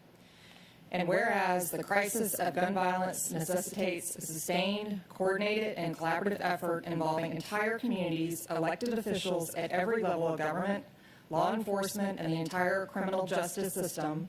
And whereas since the Columbine High School shooting in 1999 and the Sandy Hook massacre in 2012, there have been more than 300 school shootings nationwide, including the recent shooting at Uvalde, Texas, taking lives, shattering communities, and leaving emotional scars. And whereas safe schools provide an environment where disruptions are minimized, violence, bullying, and fear are absent, students are not discriminated against, expectations for behavior are clearly communicated, and consequences for infractions are consistently and applied fairly. And whereas the crisis of gun violence is a public health issue, and all students, regardless of background, deserve a place to learn and thrive and to have access to support services that support and enhance their physical, mental, and emotional health. And whereas the most effective approach to creating safe school environments is a comprehensive, coordinated effort, including school and community strategies, supplemented with legislation, resources, and support at the state and federal level. And whereas elected officials must commit to closing gaps in the current patchwork of regulations, including gaps that enable persons dangerous to themselves or others to gain access to firearms, and those gaps that fail to prohibit the trafficking of illegal guns. Now, therefore, be it resolved that the Savannah-Chatham County Public School System staff and leaders will continue to work with a broad spectrum of local community stakeholders, local law enforcement, mental health professionals, parents, students, teachers, and staff to take any threats of violence seriously and to develop and implement and monitor policies and programs that foster and support a positive school climate that is free from harassment and violence and support educational programs and initiatives to prevent gun violence. Be it further resolved that Savannah-Chatham County Public Board of Education urges the state of Georgia and the United States Congress to invest in wraparound services to prevent bullying, harassment, discrimination, and violence in schools, and to provide funding for programs and staff such as counselors, social workers, and psychologists that support the mental, physical, and emotional health of all students and staff. Now, therefore, be it resolved that to prevent future tragedies from occurring, the Savannah-Chatham County Public Board of Education urges the United States Congress to pass specific legislation that reduces the risk and severity of gun violence, and that the state of Georgia implement common sense measures that prioritize school and student safety and environments where all students have the opportunity to learn, grow, and thrive. You heard the motion to approve the resolution. Dr. Hoskin Brown? Any other comments from board members? Well, first, comments. I thought in reading the resolution that she was making the motion, but I can make the motion. I'm happy to make the motion. He made the motion. You're absolutely right. So, Okay. yes. Okay, thank you. Second, any comments from board members? All in favor of the resolution, please show by raising your hand. 1, 2, 3, 4, 5, 6. Resolution passes 6-0. Moving on to consent agenda, could I have a motion to approve the movement of the consent agenda? Ms. Hall moves. Dr. Hoskin Brown seconds. And thank Ms. Hall. Any board members? I got to start looking over to the left. I apologize. She used to be in the end. Yes. I'm used to this. This is really the awkward sitting in the middle. I'm so normally being on the end. All in favor to approve the consent agenda, please show by raising your hand. 1, 2, 3, 4, 5, 6. Motion passes 6-0.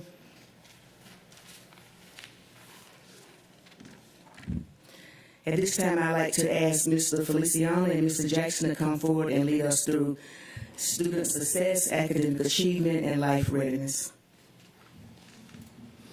The following board resolution is to support the First City Magnet School Assistant Program grant application for Hodge Elementary, Durand Middle School, and Alfred E. Beach High School.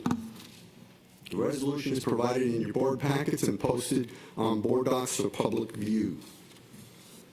Therefore, be it resolved that the board is committed to take all necessary actions to ensure continued compliance with the requirements of the 14th Amendment of the U.S. Constitution, Title VI of the Civil Rights Act of 1964, and all other applicable federal and state laws, as well as all pre-existing agreements with federal and state agencies. And be it further resolved that the Board of Public Education for the City of Savannah and County of Chatham, as part of its effort to promote racial and socioeconomic diversity and inclusion, fully supports and provides authority for the superintendent to establish new STEM magnet school programs at the following schools within the Savannah-Chatham County Public School System: Hodge Elementary, Durand Middle, Alfred H. Beach High School. You heard the motion to approve the resolution. Ms. Hines? Mr. Grabowski seconds. Anything, Ms. Hines? Well, I am very pleased to hear about this resolution today, and I'm sure these schools are very happy for the grant, and we thank Dr. Lurch and his team who worked on this for us. And this can only help to enhance our children at these schools so that when they leave our school system, they'll be better prepared for a better life. Thank you very much. Just to clarify this, we're still in the application phase, and we're waiting to hear back from the federal team to let us know where we stand. This application specifically was done internally, led by Dr. Angie Lewis's team. Well, I am sorry. Myself. Dr. Lewis, thank you for all that you do, and I am very sorry I made that mistake. Thank you very much. Mr. Grabowski? Mr. Cashmore? I'm excited for the substance of what this might provide for the district. My question is, how does this fit in with our choice programs? We've had a nomenclature and kind of PR shift over the years. We've gone from magnet to choice. This is the name, it's a magnet grant, I guess, but are we calling them choice programs? Are they limited? I mean, how does this fit into our overall plan in that aspect? So, and that's a very good question. One of the strategies we're using is we're using these funds to augment and support the existing programs we have in place within these schools. Now, we do receive federal funds for middle and high school CTAE programs, but we do not receive funds for the elementary schools. So for a lot of this funds is to help at the elementary school level to expose our students to these types of programs and then have that matriculation in place between elementary, middle, and high to support the CTA programs that are currently exist. Okay, but are they going to be on our website as part of our overall choice offerings and anybody from the district can apply, or is it limited to these schools, or are we going to have a separate subsection for magnet programs? These are considered to be magnet schools. If we receive the award, they would be classified as magnet schools with no entrance criteria, no academic entrance criteria.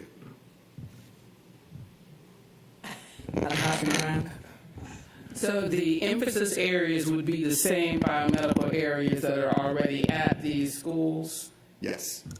So this would be a non-competitive magnet program that overlays the choice programs already at these three schools. So it's an opportunity for young people who may not apply for the choice at Hodge Durand Beach, but to still be able to participate in that academic programming.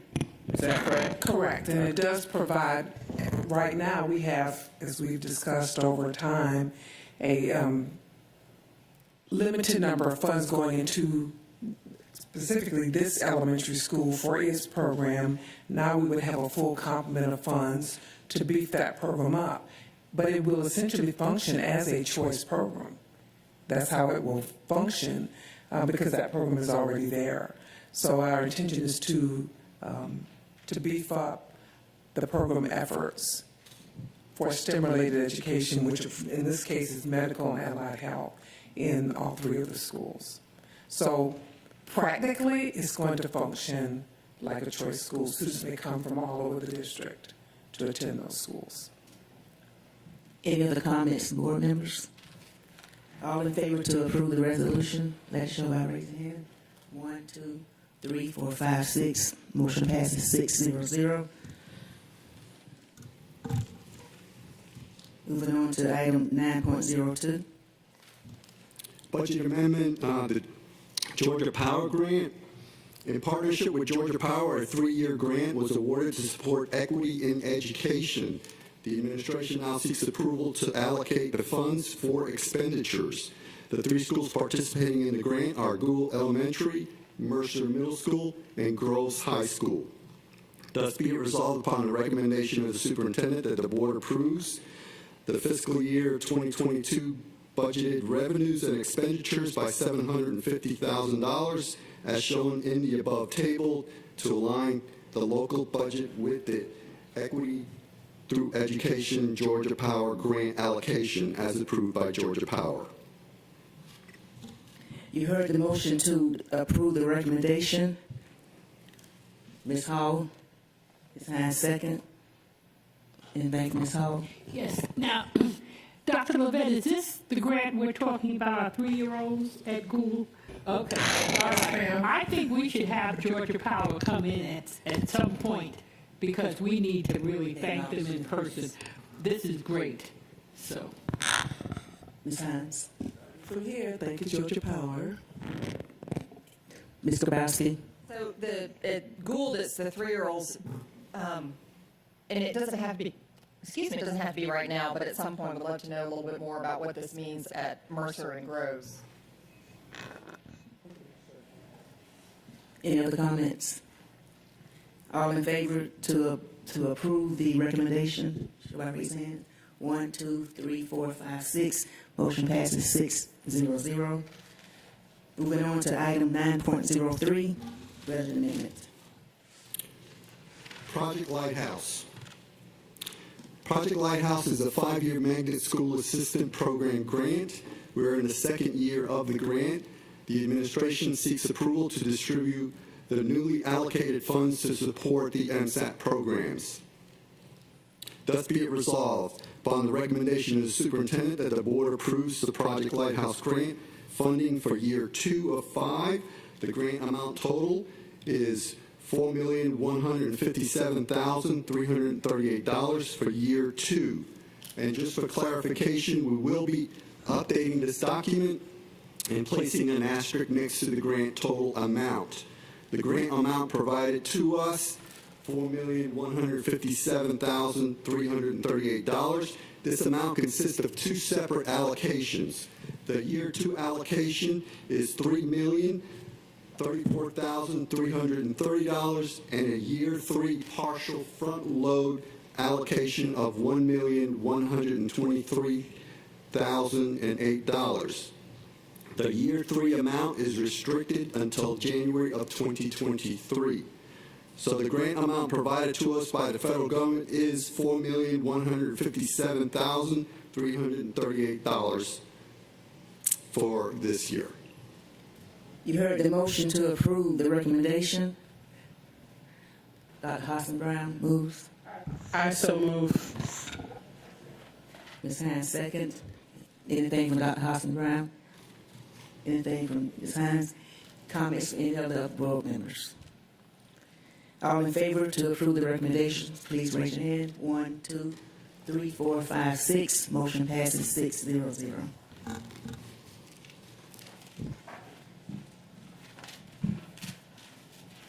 Moving on, I'd like to ask Mr. Jackson to please come forward and lead us through fiscal responsibility and resource stewardship.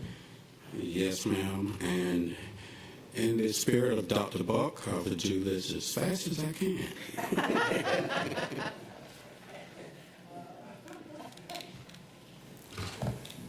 The first item, the district financials, revenue financials for the month ending May 31st, 2022. As I mentioned last month, as we get closer and closer to normal operations, we will see normal revenue collections and normal expenditures within the district. That being said, our total fund actual revenues are at 90.5% of the current modified budget, which is just a little bit lower than 95% of last year. But keep in mind, we will have collections for the month of June, July, and August that will appear in FY22. The total budget for actual expenditures are 85% of the current modified budget as compared to 80% of last year. Again, we always keep track of school nutrition program, Fund 600, currently showing a profit of $6.5 million. We have a budget of a operating transfer of $3.1 million from the general fund to school food nutrition. We proceeded doing the same thing for next year to help fill and add to their fund balance. They also need money in their fund balance when they buy major equipment, refrigerators and items that are very, very expensive. They use their fund balance to buy those items, and they haven't been able to do that in a number of years. So we're trying to get them in a position where they can purchase some additional items and do some renovations in some of the cafeterias. Other than that, we have no other concerns of the funds that are within our budget. Again, we're doing good on collections, tax revenue collections, and we may be in a position where we may add money in the general fund to fund balance again this year. Are there any questions? Ms. Cashmore? I really do hope we add money to the general fund balance. My concern was I was looking at collections, and the 2022 collections are below the last 2 to 3 years. That's indicative of inflation, the recession, or not. I don't want to use the word recession. Inflation, headwinds on economic development that we might see. We don't even see collections for this fiscal year yet. I'm seeing trailing for the last, the beginning of this year. So I just want to make sure that we're looking at this year's budget at the current collection trends for 2022, not what we anticipated they might be at the end of last year or beginning of this year. Correct. And so, I see the cash flow report, that looks good, but we're at 92% of collections year over year, and the trend is not good. So I just want to make sure we're keeping an eye on that and planning for a lower collection rate and seeing what that does to our existing budget plans. Yes, we do monitor that monthly. The collections have just been awkward the last 3 years. There were some years we were ahead, and this year we're a little behind. But we have some months that will just jump. So we're just waiting to see what's going to happen over the next 3 months. But we're going to monitor that for the close of 2022, then see how things look to start 2023. When we have slow collections in 1 year, normally that means that there are delinquent taxes that will appear the following year. So we will get the collections. It's just a matter of when we get them. Any other questions? Okay. Moving on to budget transfer, Lago Tibet Elementary School re-roofing.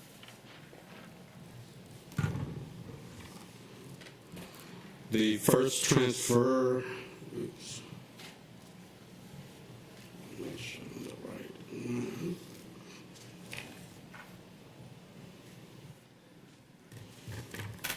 Lago Tibet Elementary School re-roof budget transfer. Again, this agenda item has been posted to the board docs, is there for review of the board and the public. It's really just transferring funds within the project for Lago Tibet Elementary School, the roofing project. Thus, be it resolved upon the recommendation of the superintendent that the board approve the transfer of funds from E3 Lago Tibet Elementary construction account to Lago Tibet ES roofing account. Also, the transfer of funds from E3 contingencies account to Lago Tibet Elementary School roofing account in the amount of $1,330,000. You heard the motion to approve the recommendation. Ms. Hines moves. Dr. Hoskin Brown second. Any comment from Ms. Hines? Anything from Dr. Hoskin Brown? Any comments with any other board members? All in favor, please show by raising your hand. 1, 2, 3, 4, 5, 6. Motion passes 6-0-0. Moving on to the. Make sure. E4. Oops. I'm sorry. Are you about to do what I was about to do? How about Dr. Howard Hall is going to get us. Okay, what? But I will.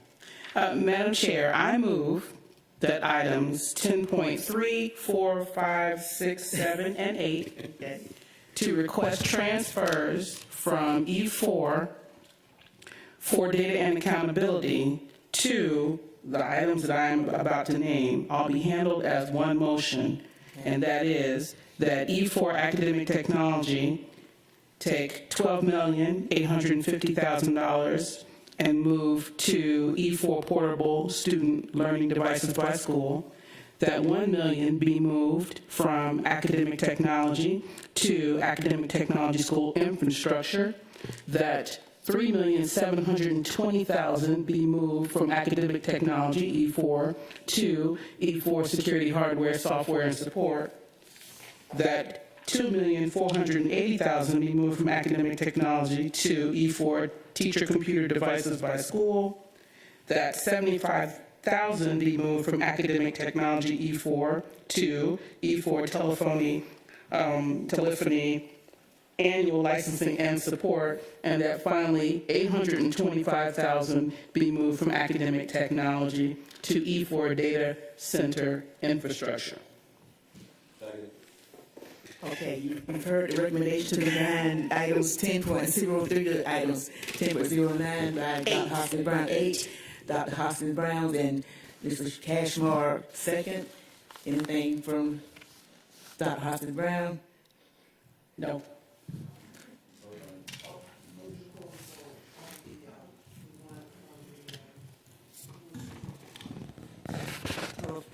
Telephone annual licensing, I think he said 75,000 or 750,000. I think it's 750,000, item 10.07.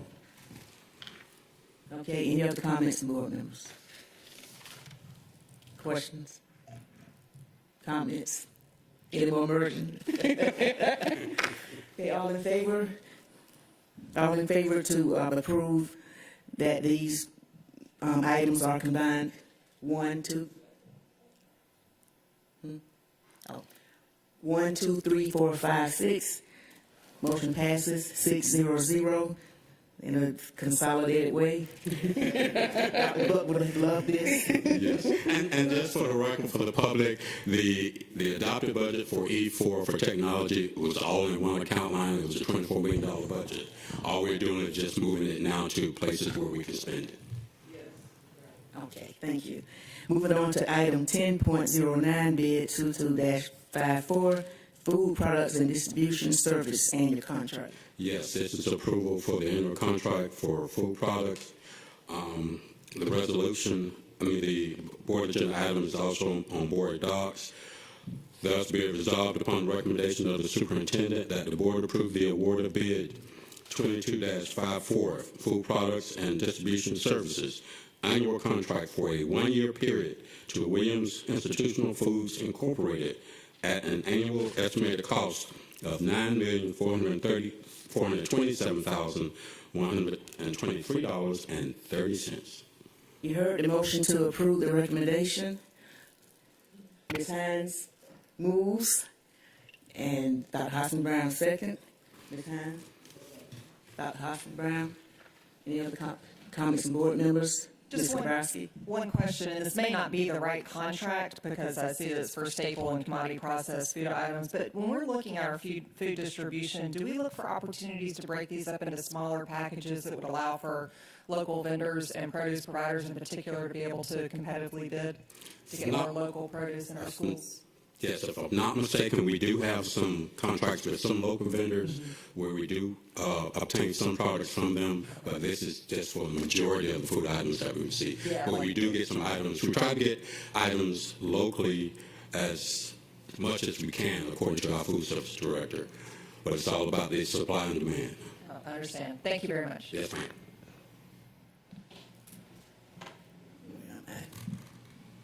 Any other comments? Okay. All in favor? 1, 2, 3, 4, 5, 6. Motion passes 6-0-0. Madam Chair? Yes. Can we view the last motion to see how the motion was captured in the record to make sure that we carried it properly? 10 point.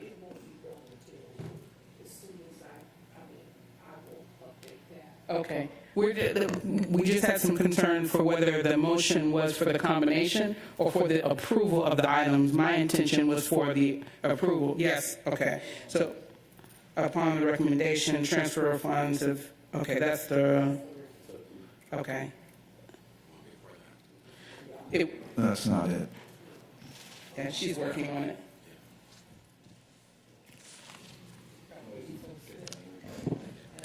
So the question on the floor then would be, did you vote to combine them all together and agree to do that, then vote to approve that item? My motion was for the transfer to occur as I read. The question that I received from a colleague was whether my motion was for a combination. But my motion was for the actual transfers to occur, which is why I read them all out loud. But we want to make sure that we are being fully transparent stewards. Appreciate that. If we just make sure that the minutes reflect what happened, which is a vote on the combined distribution of funds as Dr. Hoskins-Brown read, we should be okay.